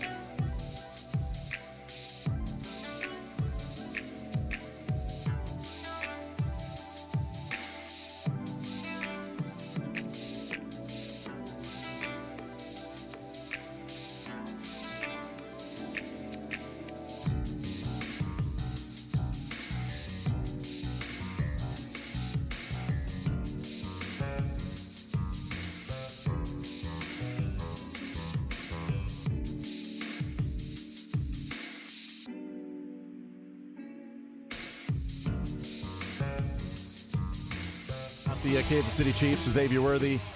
It's interesting, though, as he talks about, like, specifically the player versus then the fit. As in, like, okay, here's my issue, as he talked about. Here's the issue I have with Xavier Worthy, and that is his ability to beat press coverage. Like, Devontae Smith was almost 90 percentile in being able to do that. Xavier Worthy's down in, like, the 20s or 30s of being able to beat press coverage right at the line of scrimmage. And then, as he said, but with Andy Reid, an ability to use players in certain ways, using the motion, using the eye candy, that you don't expect it to be used to where he has to face press coverage very often, that he will get some cleaner releases off the line of scrimmage than just, hey, we're going to line you up on the outside on the line of scrimmage, and here's L'Jarius Sneed going right up against you. Yeah. Best of luck to you. Like, it's not going to be that. It's going to be moving him different ways, playing the slot, being part of, that eye candy and being able to have a freer release there. Yeah, it's a lot different being in Kansas City than in New England. Like, New England, good luck. Sorry, have fun. Kansas City, you're right. Andy Reid is going to use you a lot.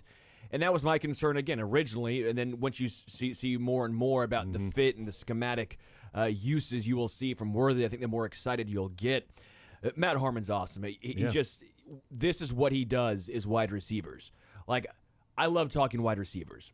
The majority of people love talking wide receivers. Matt Harmon knows wide receivers. That's all he does. It's very impressive. Let's hear from somebody else who knows wide receivers, as he was one. Steve Smith, Agent 89 podcast. This will be clip number 4. And Steve Smith talking about Xavier Worthy, what he brings to the offense, and then a comparison, a comp, NFL comp of what people are talking about with Xavier Worthy, and Steve Smith's commentary to the comp is what stood out here. So we'll take a listen. But the Kansas City Chiefs need a speed guy because that's their offense. They want to attack defenses with leverage. They want to attack defenses with different kinds of window dressing. But ultimately, Andy Reid has a prototype. People don't like to hear this. Andy Reid has a prototype. He wants a big body guy who can possess, but then also he wants a speed guy who can actually catch the football. And then some other guys who can also maneuver and give you some yards after the catch. Like Xavier Worthy just makes this team better. The comp, Steve, as you mentioned, that Andy Reid has players he likes. The comp is not Tyreek Hill. We just look at speed. It's Deshaun Jackson. Like that's where Andy sees the comparison. Is Deshaun? He doesn't see the comparison in Tyreek Hill. Hey JP, as you say Deshaun, you know how we feel about Deshaun. Deshaun's a different player. That's a lofty comp. Hey, if Xavier Worthy turned into Deshaun Jackson, man, we're gonna have a lot of questions. I would say this: if that's the comp, I believe Xavier Worthy's route running, his route tree, may be a little bit more advanced and asked to do a little bit more than Deshaun Jackson was asked to do in Philly, because in Philly, Deshaun was not asked to do some of the routes that Xavier Worthy has already done and shows success in doing. That stood out to me, and Steve Smith talking about that, when it's like, okay, the comp is Deshaun Jackson. And again, I push back on that because I don't like using outliers as the comp as to why this will be successful. Look at Devontae Smith, look at Deshaun Jackson. They were smaller body, thinner legged guys, wiry, and they've been really successful. Okay, you're using the outliers of guys who had that, body type and were successful. And not meaning that Xavier Worthy won't be that outlier, but saying this is the guy he is. Well, James Palmer's saying, well, no, they don't view Xavier Worthy as Tyreek Hill, and we've talked about that too. Yeah. This isn't Tyreek Hill. They view him more in Andy Reid's offense as to what Deshaun Jackson brought to the table. And then Steve Smith saying, well, I'll say this, if the comp is Deshaun Jackson, I think Xavier Worthy is a little more has a little more refined route tree already, that route runner. Yeah. What he was asked to do at Texas and what he showed he had the ability to do is more advanced than what Deshaun Jackson was being asked to do in Philadelphia. Not that Deshaun Jackson couldn't do it. What he's saying is what he was asked to do in Philadelphia. And I thought that was really interesting hearing from Steve Smith, who, watches all these guys and has his own big board and breaks down the wide receiver. Xavier Worthy was his wide receiver number 5. His top 5 went 1 through 5. It was Harrison, Neighbors, Odunze, Brian Thomas, and then Xavier Worthy. So he's a guy that studies the film and all of that stuff and looking at his route tree and saying, well, I played at the same time as Deshaun Jackson, and what he was asked to do versus what Xavier Worthy's doing, Worthy has a more refined and advanced route tree from what he's already shown he can do at Texas than what Deshaun Jackson was asked to do, which does fly in the face of those that view it as he's just a speed guy as opposed to a wide receiver that's really fast. Yeah, I think Deshaun Jackson's a good comp, although, again, it's hilarious. The outlier. You and Harmon, the outlier, is also you're either Deshaun Jackson, Anquan Bolden, or Deebo Samuel. I love that. Matt Harmon said the holy trinity of comps that are like very difficult to actually have the particular skill set and be that successful is sort of the outliers Well, there. if you're a quarterback, you're either Brett Favre or you're Tom Brady or Alex Smith. Yeah. Those are the 3 guys you are. There's no one else. And now it's Mahomes. Now you're getting the Mahomes comps. It's always outliers because it's tangible. You've seen those guys. You know what their game is like, and they're unique. So it's fun to try and predict players. But I do think Deshaun Jackson is a more fair comp than a lot of other guys out there. The route running is very intriguing. You're right. That was great. I would love to go back and look at Deshaun Jackson, what he was doing against press coverage, what he was doing at the line of scrimmage, how Andy Reid viewed him at the line of scrimmage, right? How he used Deshaun Jackson. Now, I remember Deshaun Jackson, but I'm not going back and remember every single thing he did in his Philly days. I remember Deshaun Jackson running free in secondaries and catching the That's ball. That's what I remember, but I don't remember at the line of scrimmage, did Andy ever use an emotion? I know this is more of a newer age situation where now there's a lot more motion, but how did he get Deshaun Jackson to open, or was Deshaun Jackson just that good at the line of scrimmage, not getting cornerback's hands put on him? And I remember Deshaun Jackson in the punt return against the Giants. There's some Deshaun Jackson things you remember. Also leading the league in yards per reception, 4 or 5 different times in his career, right? Yeah. This guy is 5'11", and 175, Deshaun Jackson, and is a 1,000-yard receiver and almost double-digit touchdowns in the NFL. And he's like playing till he's like 40 almost as a receiver. I mean, insane. Right. 2022. He played in 2022. He was 36 years old. Yeah. And didn't he lead the league in yards per reception with Tampa Bay one of those years he was with Tampa? I mean, it's just it would have been 2018. 18.9 yards per reception. How old was he? 774 yards. He's only 32 then. He was 32 years old and led the league in yards per reception. He played with Baltimore 2 years ago. I don't remember. You guys remember the Deshaun Jackson Baltimore era? That's right. It was Baltimore. Yeah, I don't remember that. But it was with Tampa when he led the league in yards per reception, right? Yeah. I'm assuming 18.9. That was his 3rd highest in his career, so I'd have to imagine. And that was the league leader. I'll look it up. Deshaun Jackson. Has there ever been a more reference? Are you saying 2018? Because that was the Fitzmagic run. Yeah, that was 2018. Yeah, 2018 he led the league in yards per reception at 18.9. He led in 2010, so it was 4 times. 2010, 22.5 yards per reception. 2014, 20.9 yards per reception. 2016 in Washington, 17.9 yards per reception. And then 2018. So he led the league in yards per reception as a 24-year-old, a 28-year-old, a 30-year-old, and a 32-year-old. Yeah, I mean, he's the outlier. I got to be a little more specific when I say the Fitzmagic run because there were many of those. Which team? Yeah, it was the Bucks version of that in Of the 2018 because Fitzmagic, he was the MVP. Remember when Pat and him and Drew were the initial MVPs? He was throwing for like I can't remember how many yards a game. It was 300 his first it was 5. crazy. Has there ever been a better player who was less decorated than Deshaun Jackson? He only had 3 Pro Bowls. Really? Over 11,000 yards in his career. 17.6 yards per reception. 58 touchdowns in his career. 3 Pro Bowls. You look at it, he had, 5 seasons over 1,000 yards, so it wasn't like he was consistently going over a K, but 5's pretty solid. 961 thrown in there for good measure. Has there ever been a better player who still gets talked about in this light with less accolades than Deshaun Jackson? Because you just, every time somebody invokes Deshaun, and I love that Matt Harmon said the holy trinity of comparables in the NFL is Deshaun Jackson, Deebo Samuel, and Anquan Bolden, which is why then I invoked this isn't to take a shot at the Buffalo Bills because he might be good, but in this draft class, there were guys that were compared to that. It was Xavier Worthy, Deshaun Jackson, Malachi Corley being compared to Deebo Samuel, and Keon Coleman was Anquan Bolden, a big-bodied guy that can't separate and can't get open in college. Well, Anquan Bolden couldn't separate. He couldn't get open in college. He couldn't separate the NFL level. Right. That's why Matt Harmon says it's the holy trinity of comparables, because you're talking about the extreme outlier, a guy who's 6'2", 220, and doesn't separate, but still has 120 receptions in a season because he's just sort of built differently. Are you going to count on Keon Coleman being Anquan Bolden, or a number of other players that ran 4.67s and were bigger guys and couldn't separate in college? All right, going to Anquan Bolden now. Fun game. I just thought of this, and I find this fun. 7 seasons over 1,000 yards. Oh, wow. Finished career over 13,000 yards, 13,779. 82 touchdowns in his career. How many Pro Bowls?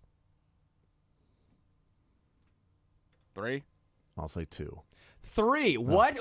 Who was it? I get a lot of great receivers back then, but like, not everybody made the Pro Bowl back then. Where also true, and like, that might be the thing, because you look back and you're like, you always hear Anquan Bolden, and he's a great. Deshaun Jackson is a great. You look back, you're like, man, you guys played like 14 years, 3 Pro Bowls apiece. Kind of interesting. What was Anquan Bolden? Was 6'1", 220. So what's Keon Coleman coming in? Because I know I've seen that comparison a couple times, and I'm like, man. And again, that's why I offer so it's not just it's the Bills, so I'm going to take a shot at.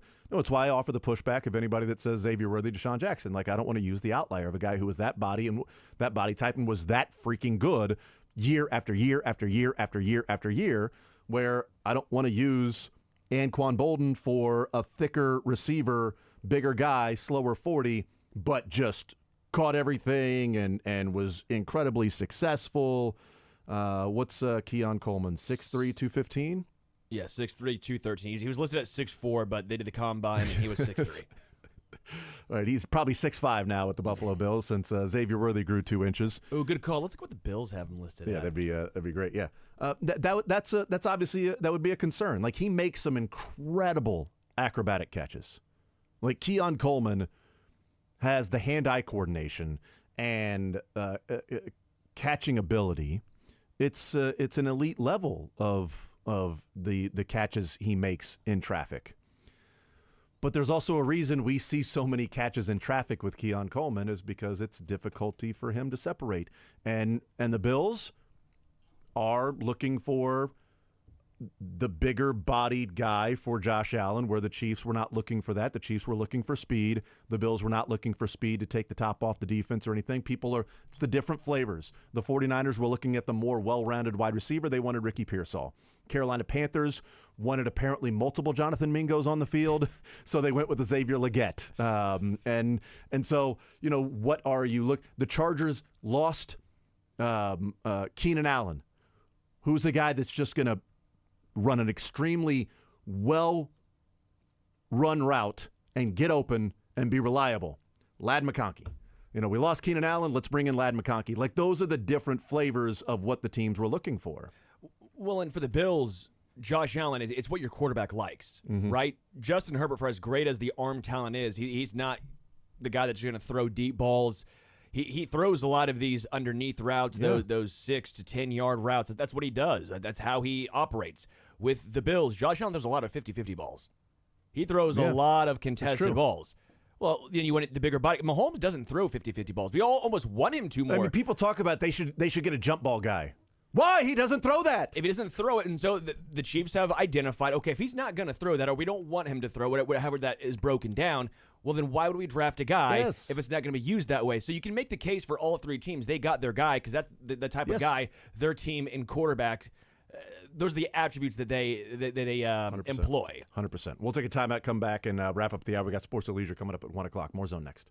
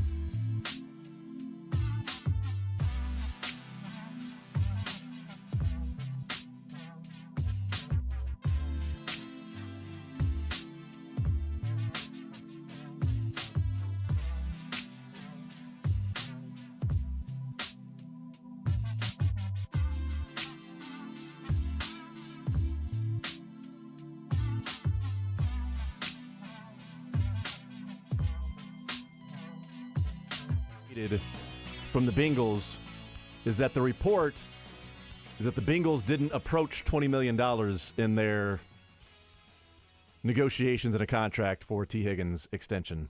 That they didn't approach $20 million. $20 million per year. In today's market, I would want to be traded too if I was T. Higgins. Like, that's offensive, right? Like, that's totally offensive if you're T. Higgins. And you have the right to say no. And he did, obviously, because he's going to get paid so much more money than that on the open market if he were on the open market rather than just, on the franchise tag. I mean, $20 million, that's Christian Kirk money. I can give you a list of guys. Yeah, give me a list of guys. I pulled it up. Chris Godwin starts the list at 20. It's Chris Godwin, Amari Cooper, Keenan Allen, Mike Evans, DJ Moore, 20.6. T. Higgins actually is 21 with the franchise tag. Yeah. Stephon Diggs, 22.25. McLaurin, 22.78. Ridley, 23. Pittman, 23. If you're going to go just under 20, Brandon Cooks is getting 19.8. Deontay Johnson's 18.3. Yeah, and if I'm T. Higgins, I'm like, hold on. Brandon, you're not even getting, if it didn't approach 20, yes, you're not even getting to what Brandon Cooks. You're getting Jerry Jeudy money, yeah. 17.5. Yeah, that's what you're willing to offer me? Cortland Sutton money, 15.2 AAV. I mean, the amount of money is just, the bubble's going to burst at some point with the wide receiver money. I'm not going to pay you $15 million. I can get you in the third round now in the wide receivers. No, thank you. Sports or Leisure coming up next.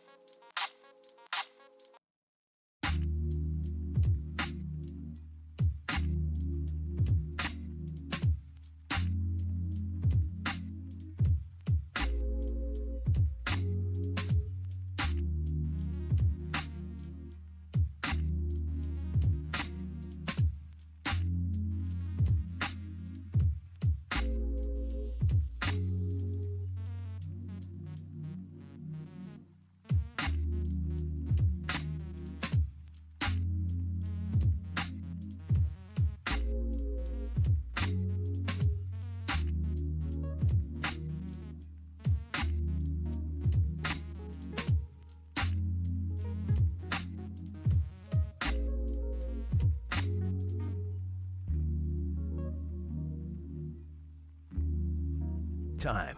Why not both? You're going to have a heart attack by the time you're 40 if you don't learn to relax. It's time for sports or leisure on The Zone with Jason Anderson.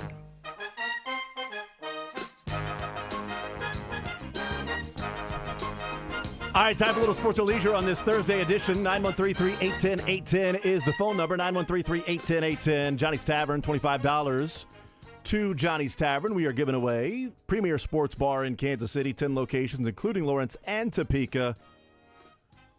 Fantastic spot.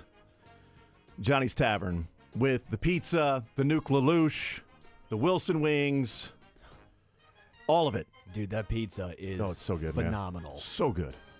So good. Once it hits your lips, I mean, just fill her up again, you know? Honestly, it's really inexpensive for how much you get to. Dude, it's like 3 meals between me and my fiance. Yeah, I think like a litter of puppies could sleep in that box. The pizza box. Yeah. Like, it's so big. It's crazy. 913-381-0810. Johnny's Tavern, $25 we are giving away for a little sports, a little leisure. How you play, you give us a call. And we will give you a sports question. We'll give you a leisure question. You get them both right, you win. Either of them wrong, you lose. The question is out there available for someone to call in and request if you know the answer to it. Or if you've Googled it, whatever. We do not give out the answer until somebody answers it correctly or we have run out of time to play. So that's how you play the game. Shall we go through categories, Sterling? I would love that. All right. On the sports side, a category we have is worthy or not. These are. I get it. Yeah. These are questions about Xavier Worthy. Yeah. So you do get that connection, right? Yeah. Okay.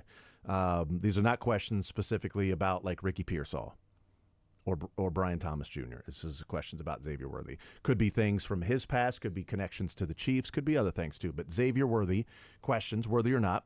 We have another category that's specific to the 2024 Chiefs draft picks. You know, other draft picks not named Xavier Worthy. Then we have just general NFL draft. That includes also the K-State, Mizzou, KU questions for the NFL draft. Those are the categories on the sports side. What about leisure? We have music trivia. Okay. I have tried to have some fun with this. So we're doing music trivia. We have Name That Beer, which I will give you some questions, and you will name that beer. Okay. And we do have a few that we can do, but this is tertiary, which is Sing Me a Song, You're the Piano Man. I still enjoy this one, which is Finish the Lyric. But stick with Name That Beer and music trivia, because I worked hard on this, okay? I grinded on these two categories. He's leading you in a certain direction because of how hard he worked. Sometimes it just bees like that. You work hard on a category and nobody wants to ask the questions or get the questions asked to them from those categories. So you are leading people down the path of specific categories that you are working hard on. Okay, good to know. All right, that's how you play. Those are the categories. I'm ready to go. Sterling, you ready to go? Always. Dylan?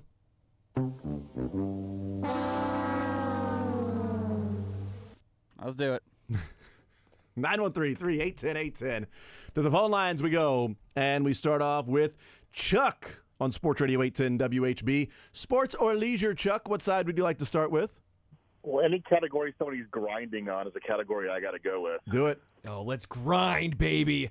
You want music or beer? Let's go music. All right. Because you did that, I'll give you an easier one here. It was the band's first album to feature a different lead singer following the death of their previous vocalist. It has sold an estimated 50 million copies worldwide. This album showed they were back even with a new singer.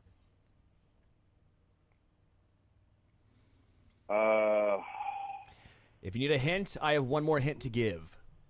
I will definitely take a hint. Yeah. I think of lead singers that died. Like, I'm trying to go through my head here. I can only think of a couple right now. So you're probably on the right track. It was very famous. Yes, I mean, if you're thinking of lead singers that die, yes, you are on the right track. Only two? And it was an album that sold 50 million copies. So I'm looking for the album, and I will point out the program uses a song off of this album. Do you want the album name or the band? You can give me both. I'd prefer album name, but I'll do both. Okay. Sorry, I'm just trying to think. You're good. The hint. You're good. I'm glad you asked for this one because he gave you the easy one. This was the easier one. The hint is this album showed that they were back, even with a new singer. As in Back in Black by chance? It is Back in Black by AC/DC. Or yes. Backstreet Boys? Oh, I was going the wrong. Darn it. Okay, never mind. They were back. Were they not back? Sterling, were they not back? I have no idea if the Backstreet Boys are back. I was All an right. NSYNC guy. Justin Timberlake. Come on now. All right, on to the sports side. We got Worthy or Not, Chiefs draft pick, 2024 Chiefs draft picks, NFL draft, which also includes a subset category of the local colleges. You got any Mizzou questions? I do. Yes, Mizzou questions. Here we go. From 2009 to 2013, Mizzou had 6 first-round draft picks. Now they've got Darius Robinson this year.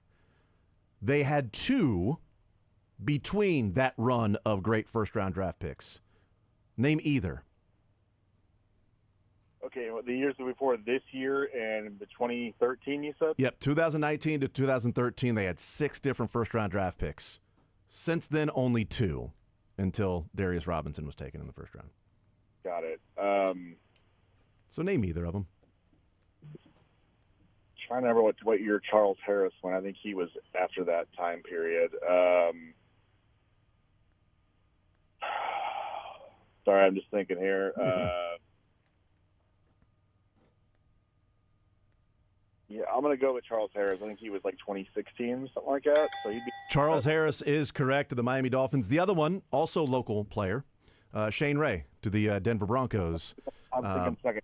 Tony went the second. That's right. Yep. And now Darius Robinson. So now starts the next run of Mizzou first-round draft picks. Since you will have Luther Burden next year as a top 5 pick. Yeah. So, and Brady Cook. And Brady Cook. Sorry about that. Can't forget Brady Cook. Brady Cook, because the Broncos will be looking for their next great quarterback. So Brady Cook to the Broncos probably. Chuck, we'll put you on hold. Congratulations, sir. $25 to Johnny's Tavern is yours. Thank you for playing. Thanks, guys. See, it's just that easy. Just that easy. Charles Harris, Shane Ray, and now Darius Robinson, and et cetera, et cetera, et cetera, et cetera, moving forward. But he's right. I mean, he's right. Brady Cook, I mean, how can you deny the ability, the production at Mizzou? You can't. You can't deny it. All right, 913-381-0810. We go to Andrew next up on Sports Radio 810 WHB. Andrew, sports or leisure, what side do you want to start with? Well, I was thinking music, but I think I'll go beer this. Oh, you want beer? All right. Okay. This beer had the And Twins commercial as well as the Love Train. Oh. I love quarterbacks eating dirt, pom-poms and short skirts, fans who won't quit, and those twins. Miller Lite. Oh, is that your final answer? No, it's not. Just like, well, of course it's not his final answer now. Oh, that's wrong. Is that your final answer? Great taste, gut filling. No, and twins, and they also had the Love Train. The Love Train. You know, you'll see the People train all over the world. Yeah, they're gonna. Coors Light. Coors Light. There we go. Join hands. I'm glad that Miller Lite wasn't your first answer. That was just a trick you It did. was his first one, but it wasn't the final. Spitballing. You're thinking out loud. You're just going through the different beers in your head. You know, it's like, is it? Well, there's Miller Lite. That certainly is a beer. You know, there's PBR. Certainly is a beer and a bar. All right, on to the sports side, sir. We got Worthy or Not. We have 2024 Chiefs draft picks, NFL draft, which also includes the local college category. Let's just do general NFL draft. All right, Jennifer NFL draft. General NFL draft for you. Michigan had a total of 13 players drafted over the 3 days. That was 2 off the record for the most draft picks by one school. What school holds the record with 15 draft picks in one draft? And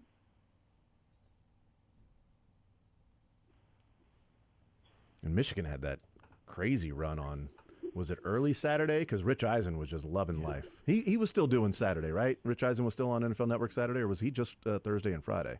Is this a team where it just means more? It is a team in an area that just means more. It just means more. Yeah, it certainly does. Yeah. It certainly does mean more. All right, I'll give it away. It's Mizzou. All right, there it is. Sorry, I couldn't wait any longer. No, that's wrong. But give Eli a couple more years. Give him SEC Vanderbilt. It has to be Vanderbilt. Yeah. Mm-hmm. Yep. That just means more tests. Just means more class. Can't be as obvious as Alabama, but I'm going to say LSU.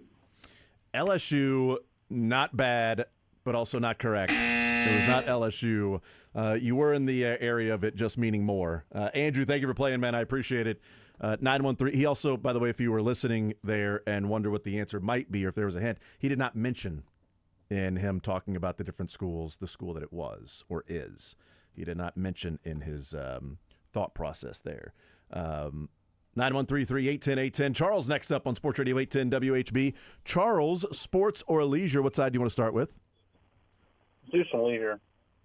Oh, yeah, baby. You want to name that beer or music trivia? I'm not used to people choosing me first. This is nice. That's not surprising. Yeah.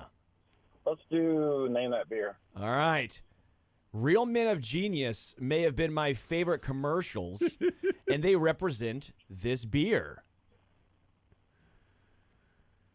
Real Men of Genius. Like Mr. Golf Ball Washer Inventor. Dude, this is great. Mr. Golf Ball Washer Inventor. Those were genius commercials. Those were phenomenal commercials, yeah. You know this. You know this. Real Men of Genius. Real Men of Genius. You do not remember these commercials? How old are you, sir? I'm 50. You remember these commercials. This is your prime. Bud Light. It is Bud Light. How about that? You're a real man of genius yourself there, Charles. Huh? You got there, figured it out. Bud Light, well done. Sports side we go, Charles. We've got worthy or not. We have 2024 NFL Chiefs draft picks. We have NFL draft with the subset category of the local schools. Let's do worthy or not. Worthy or not, thank you. I appreciate you doing that. Xavier Worthy, a first-round draft pick.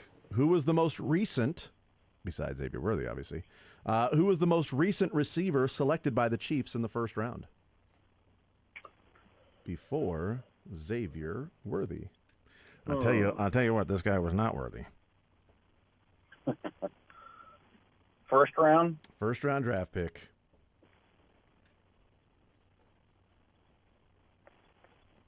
You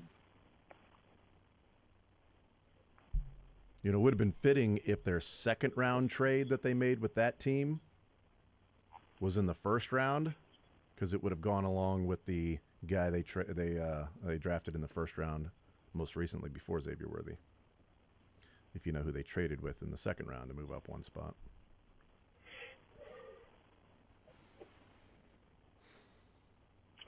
First round draft pick. Yep, first round draft pick. Definitely not worthy. Nope, he was not worthy. That's for sure. Both in name or ability. He was no Larry Fitzgerald. Let's just say that. Okay. Oh boy.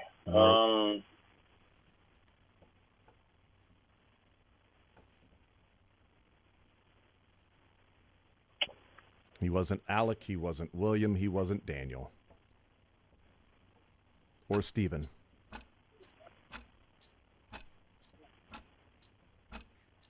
Man, I want to say Rashee Rice, but I'm not sure if that's right. Throw a dart. Rashee Rice. Rashee Rice, incorrect. Charles, thank you for playing, man. I appreciate it. Rashee Rice, second-round pick last year. So most recent first-round draft pick looking for the Chiefs. Also not worthy. Also not named Alec, Stephen, or anybody else of that family. Let's go to Josh next up on Sports Radio 810 WHB. Josh, sports or leisure, what side do you want to start with? I'll start with leisure. Man, this is fun. Is it? Name the sorry, I think it's fun too. I love when they go with you first. Two. That's great. That's a heck of a raise. I'll name that beer. You're going to name that beer. All right. They launched the first low-calorie beer ever. We learn on this show. The advertising slogan, "Taste great, less filling," was born out of the new category of beer called light. Wow. Miller Lite? It is Miller Lite. Great taste. Yeah. No, it's because it's less filling. It tastes great. No, because it tastes great. I always thought it was great taste, but the original slogan was "Taste great." Tastes great, less filling. Yeah. Tastes great, less filling. Yeah. All right. On to the sports side we go, Josh. We've got Worthy or Not, Chiefs 2024 draft picks, and NFL draft. I'll take Worthy or Not. All right. We got a question out there. We have some fresh ones. I think I can answer the one that was out there. All right. Xavier Worthy, a first-round draft pick, who was the last receiver selected by the Chiefs in the first round before Worthy. Got to be McCole Hardman, right? You do not want that answer. You don't want that answer. That was the second rounder. McCole was the second rounder. No. That you were just thinking out loud right there. Most recent receiver in the first round. Most recent receiver selected by the Chiefs in the first round. Is the man who made a really good catch that one time that was called back? I have no idea. I don't remember much about him. That is a hell of a hint. Wouldn't have been John Baldwin, would it? I don't know, would it? I think so. I'm going to go with John Baldwin. Jonathan Baldwin is correct, yes, with the hint of he's not named Alec or Stephen Baldwin. Brothers. I thought or McCole Hardman or Rashee Rice. He made a great catch that one time and was called back. Wasn't that John Baldwin when he made the phenomenal? Sure, I'll take your word was for it Denver? Yeah, I can't remember any catches. And he caught it around the dude's back. Yeah. Oh, yeah. That's right. Yeah, he did do that. But there's a flag on the play and got called back. See, that was a great hint, but no. Yeah, I wish they would have thrown a flag on that draft pick. That would have been great. The other hint I gave was it would have been appropriate had they traded with the team they traded in the second round, which was the 49ers, because they traded Baldwin to the 49ers for A.J. Jenkins. Yeah. 2 failed first-round draft picks. That's a winner, right? Because Josh started with you? Yeah. No, great. Congratulations. Josh, we'll put you on hold. Well done. $25 to Johnny's Tavern is yours. Thank you, sir. Thank you. All right, there's another winner. Winner number 2, 913-381-810-810. John Baldwin and A.J. A.J. Jenkins could have been somebody that we talked about in names. That was basically the Royals move when they did, what was it? Was it Christopher Sanchez? And that move was dirty. Wasn't that what it was? So A.J. Jenkins' name is Alfred Alonzo Jr. Wouldn't that be AAJ? Like Aaron? If it's Alfred Alonzo Jr., how's it just AJ? Should be AAJ. Anyway, 913-381-810-810. Let's go to Sonny next up on Sports Radio 810 WHB. Sonny, sports or leisure, what side do you want to start with? Man, I was really hoping that Worthy question to get the answer because I stood on the table for John Baldwin back in the day, dude. Like, he was killer in my Madden franchise. So you're the one. You're the one. I'm the Oddly guy. enough, I really wanted the Chiefs to draft A.J. Jenkins. No, I did not. They got John Baldwin, and then Thomas Jones punched him out. I'm going to break the norm here. I'm going to swing on over to you, Jason. Let's go with a Worthy on that side. All right. Xavier Worthy is just the second Chiefs first-round selection from Texas. Who was the other? One of the greatest linebackers. I know it was a ever in Chiefs layup. history, Thank you for actually treating a layup like a layup. Okay. Thank you. You know, sometimes I get tired of my dropping dimes and they're turned into nickels. Like when Sterling would get great passes to him and he wouldn't finish at the rim. Like it's. I take the ball and go out to the 3-point line. Yeah, right. It dropped you a dime, you turn it into a nickel. It's ridiculous. I'm glad that Sonny, that you went ahead and hit the layup there with DJ, with Derek Johnson. That was easy, man. I know. Would you like another one more difficult? I feel bad. That was like too easy. You know. Well, the past couple times I called in, I failed. I am a 3-time champion at Sports and Leisure, but I needed something to ease back in there. So I appreciate you. There you go. You know what? You got to have that slump buster. There you go. That was Derek Johnson. Right. All right, on to leisure with Sterling. Do you want to name that beer or music trivia? Let's go with name that beer. All righty. Head for the mountains in their old commercial, or crack one open and hear the sound of refreshment. Also, I call them Blue Yummies. Do you? I do call them Blue Yummies, yeah. How you drink those, but we're going to go with Coors Light? No, that's not your first answer.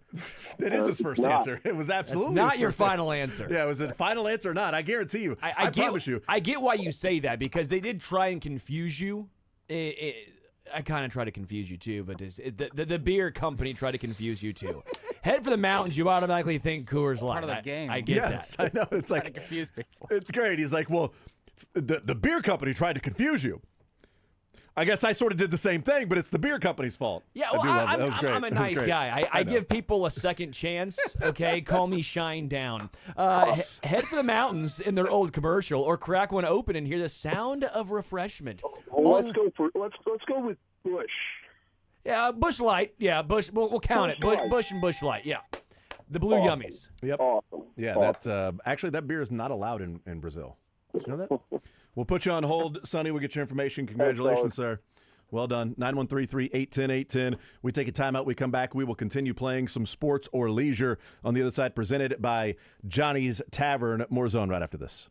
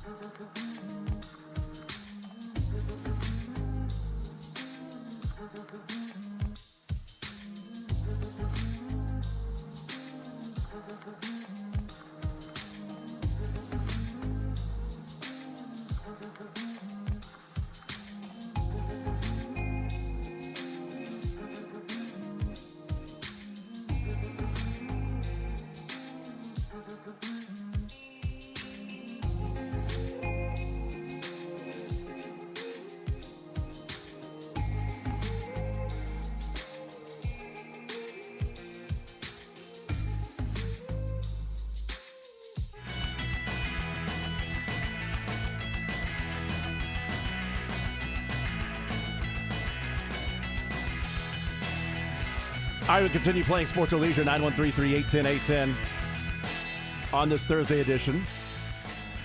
Looks nicer outside now than it did when we first started the show with the lightning and thundering and storming and raining. Still cloudy, but feels like a little bit of sun maybe is trying to peek through the clouds. No idea.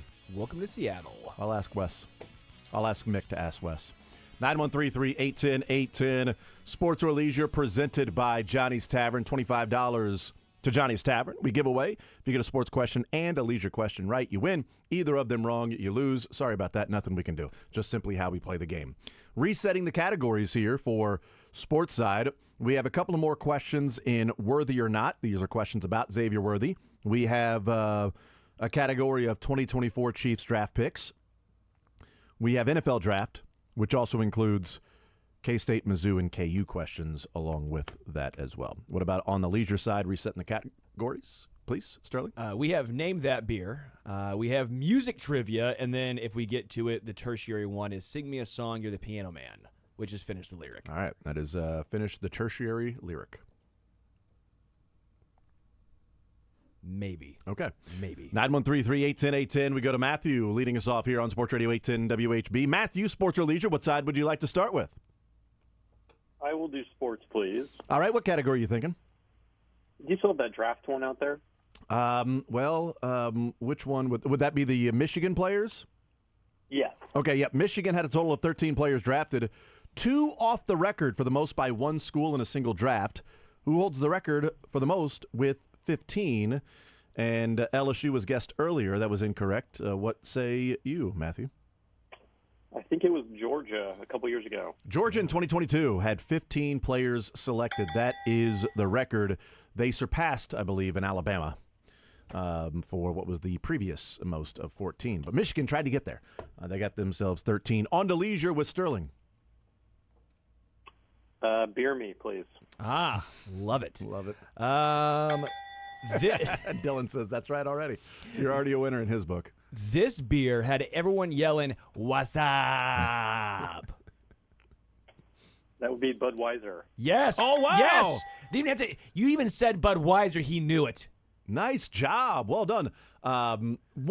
Two things with that, Matthew, as to why we're a little more impressed, is we talked about in the break the campaign, and I couldn't remember which beer was for, just from the campaign, just the what's up, and everybody used to do that, which was great. And then I said, "Oh, was it Bud Light?" And he was like, "Nope." I'm like, "Oh, what was it?" It was Budweiser. Nice job, Matthew. You clearly know your beers.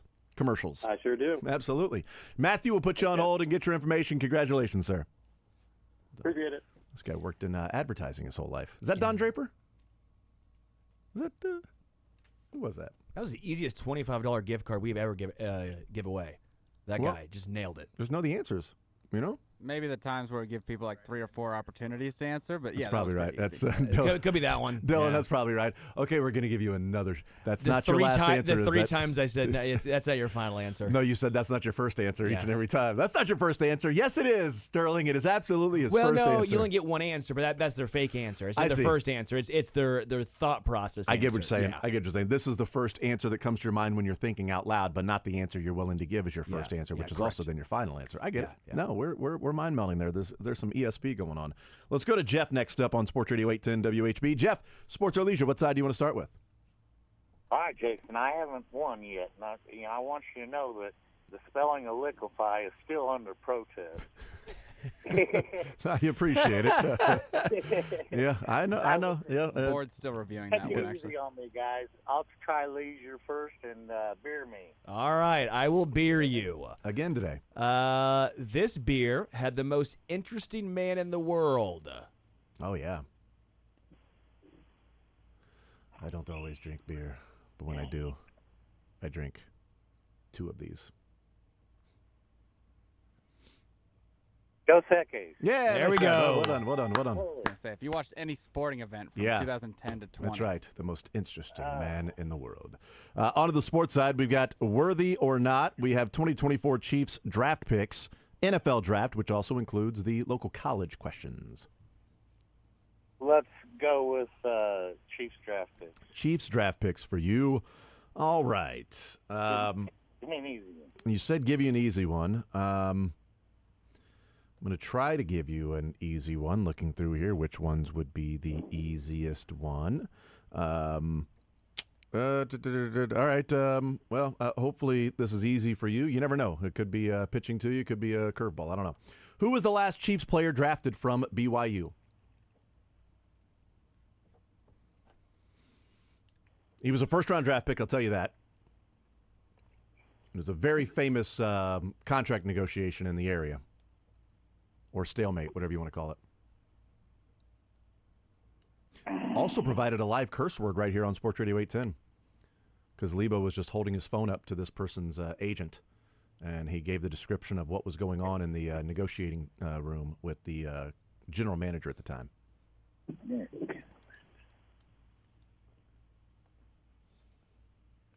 Is it a lineman? It is. Yeah, you're getting there. Look at that. I don't know which one.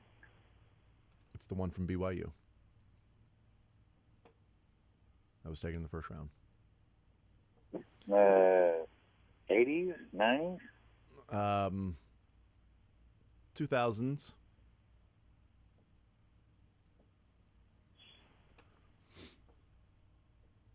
Early.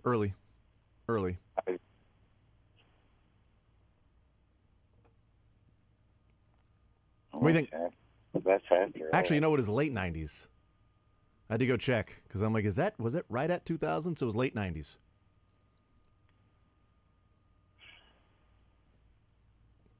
I'll give you another hint. He played at BYU. I only got one guess, and I know it's wrong. John Alt. Man, John Alt is half right, but it's also half wrong. Jeff, thank you for playing, man. I appreciate it, sir. Almost got you there. We almost got you there, but the answer is not John Alt. Over to who's next up? John next up on Sports Radio 810 WHB. John Alt? No. Well, I don't know. I have no idea. It could be John Alt. Could be the former first-round draft pick from BYU. John Baldwin. Could be John Baldwin. Could be, Alec Baldwin. I don't know. John, welcome into Sports or Leisure. What side do you want to start with? I will start with sports. All right. What category are you thinking? Or if there's a question out there that you would like us to ask you? I will take the John Tate question. There we go. Is this John Tate? Is this Are you John Tate? No. Okay, very good. Who was the last Chiefs player drafted from BYU? The starting right tackle from the best offensive line in Chiefs history, John Tate. You're darn right it was John Tate. And John Tate's agent gave us the curse word from Carl Peterson in the negotiation as he was holding an impromptu press conference, and Lebo just held his phone up there to him talking and just played that live on the air. It was great. It was great radio. That was fun radio. It's fun radio, man. Over to Leisure with Sterling, John. Or John Sterling. The beer category, because everyone's crushing that. Well, everyone's crushing beers just like me, and this is the last of the beer category, so congratulations. Everyone else who's listening, get ready for music. Yep, last call. Well, not the last call, is it? No, last call for beer. Oh, last call for beer. Yeah, nailed it. See, that was your dime that I turned into that's a penny. That was a penny. You dropped the ball. You were cutting to the basket, easy pass, and you just dropped it. Well, you should know where I'm at. I shoot threes only. That's a good point. Who had the vented wide mouth can? And I always say apparently is because people couldn't figure out how a normal can worked. But they had the vented wide mouth can, they had the frost brew liner, they had the cold activated mountains, and they had 2 stage cold indicators. So if you couldn't figure out if your beer was cold or not, that's on you. They had all 5 senses rocking. God, can they hold your hand anymore to drink a beer? I guess this would be, which I think is Patrick Mahomes' favorite beer, Coors Light. It is Coors Light, yeah. That's right. Nice job. Now it's Prime. Now his favorite beer is not Prime, but drink is Prime. Did you see that Prime medallion he had on at the WWE event the other night? I did not. When he walked in with Logan Paul. Yeah, that's a winner, right? Yeah, because we got John Tate and we got Coors Light. Very good. John, well done. We'll put you on hold. Congratulations, sir. Thank you. All right, there we go. But yeah, the beginning of the event, they showed Logan Paul on the screen getting out of his car, and he's holding a Prime, right? Prime drink. You'll learn more about the Prime drink there. But recently, Patrick Mahomes teamed up with Prime, and now he's an investor in the company. And everybody's booing, boo, boo. And then he walks over. He's like, "What's up, man?" And the camera pans, and it's Mahomes. And boo. Ah! Yeah, that's the court. QB1. QB1. I like Logan Paul now. He's giving 5 to Patrick Mahomes. Mahomes had this huge Prime medallion on his necklace. Like, oh, yeah, there you go. Walking in with the Prime. There you go. All the kids love it. Yeah, you're younger than me. All the kids love You're it. younger than me. Well, no, I have younger kids. I wouldn't know about the Prime craze if it wasn't for every single kid on my son's baseball and basketball team that all they talk about is Prime. It's weird. It's a weird obsession. At that age, we talked about video games and cartoons and stuff. They're talking about flavors of Prime. Making stops at a gas station or grocery store just to walk in and buy a Prime. It's very weird. I don't know. Good on Patrick Mahomes, though. Investing in it, seeing the hot new thing. Let's go to Joel next up on Sports Radio 810 WHB. Joel, sports or leisure? What side do you want to start with? Well, I would say leisure, but there's no more beer questions left. We're out of beer. Well, everyone just kept crushing them. Everyone came into the bar and said, "Give me 2." I feel like it's Sterling's fault that he didn't provide enough for the entire party. There was 8 beers. Yeah. I had. You want to make a case of beer? Okay, how much is in a case of beer? I don't know. Yeah. 30. Well, I You knew say all 24, the you're beer wrong. ones, and I'm horrible at music, so we better start with sports and try to get that one right. Okay, very good. We got worthy or not. We have 2024 Chiefs draft picks and NFL draft. Let's go NFL draft. All right, NFL draft for you.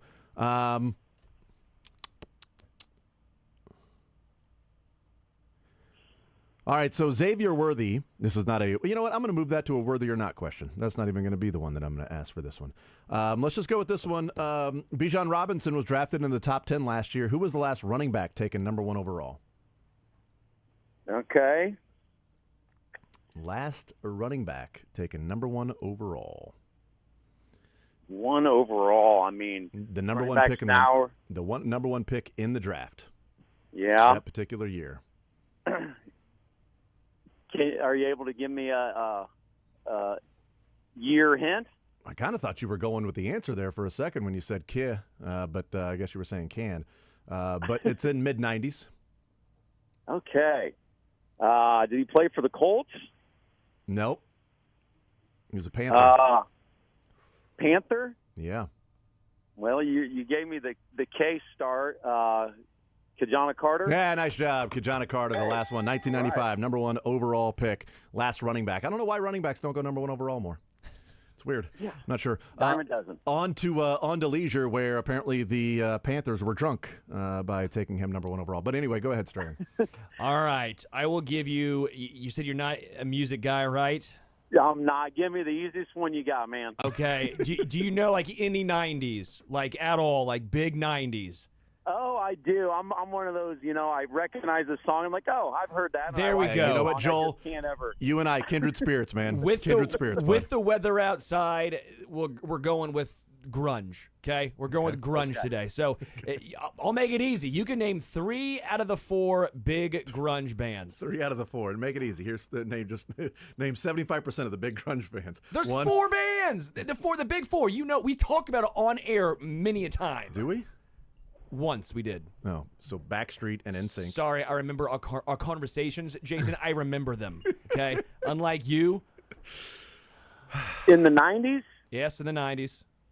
Hey, one of them just had an album that just came out the same day as Taylor Swift. Oh, really?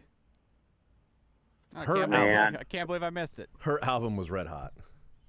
Wasn't it? I'm sure people on air are just ripping them off right and left. They're not. I can't think of any. Okay. You got any other questions? Okay, here we go. Search it on Google. It's the first thing that pops up. Who sang? Who sang Wu-Tang Clan Ain't Nothing to Mess With? Who sang Even Flow? And whose singer sounds like a goat? Eddie Vedder. Joel, you and I are in the same boat. Okay, there, the buddy. singer of one of the bands died. It was Kurt Cobain. Yeah. Nirvana? There we go. We got one, There's baby. one. Yeah, name one more, and I'm going to give you the answer. You know what? Yeah, you name one more.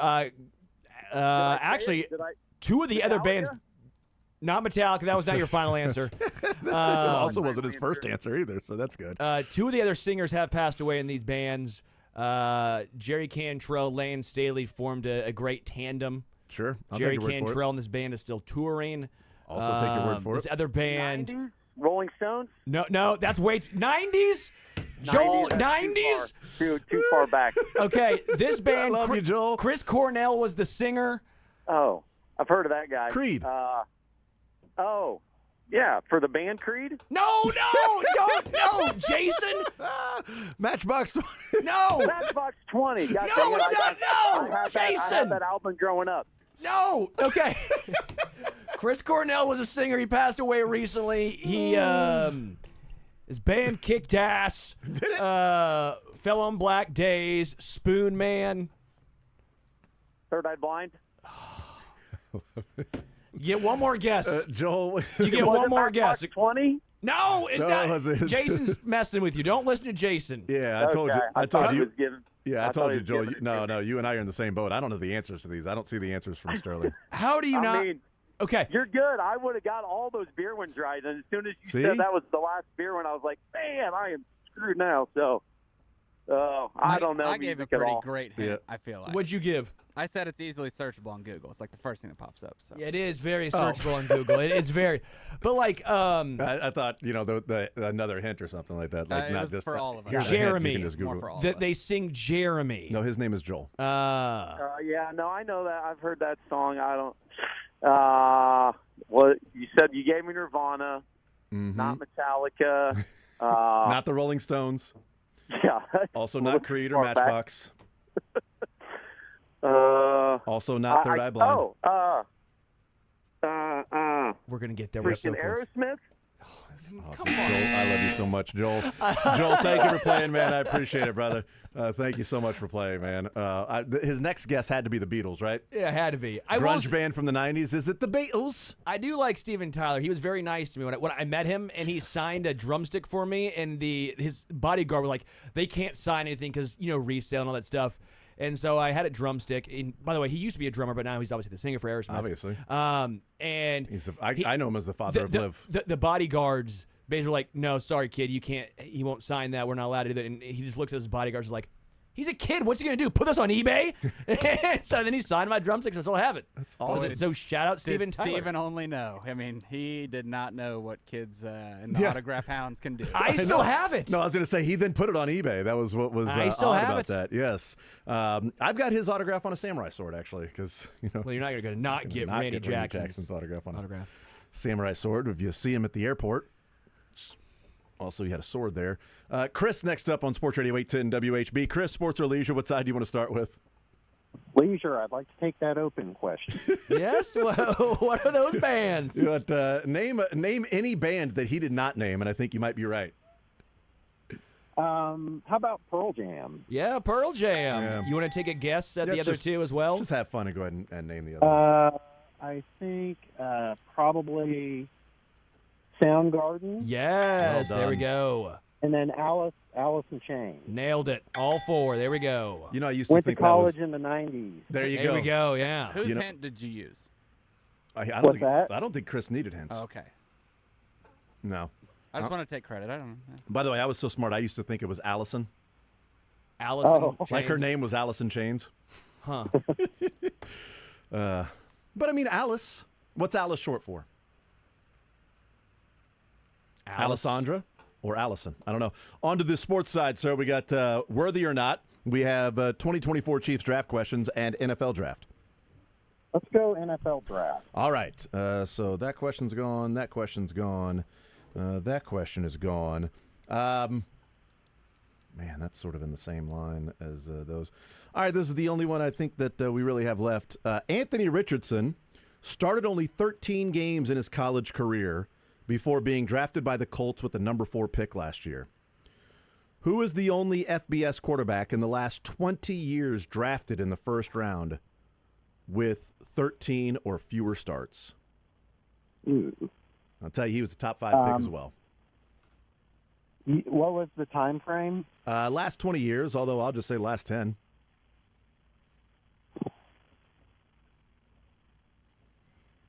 Is the quarterback still playing? Well, yeah, not much, not playing well, not starting, but he is still in the NFL. Who's he with I'm going now? to say he's bounced around a little bit. Might be going too fast on this, but what about Mitchell Trubisky? You're right. Mitchell Trubisky is correct. Well done. Mitchell Trubisky. Who'd have thought? I mean, who could see that one coming with Trubisky not making it? Oh, well. Is that a winner, right? That's a winner, baby. That's a winner, Chris. Nice job. Well done. Nice. Thank you. Yep, we'll get you information. Congratulations, sir. How about Thank that? you. Appreciate it. Big Allison fan. We take a break, come back. More Zone next.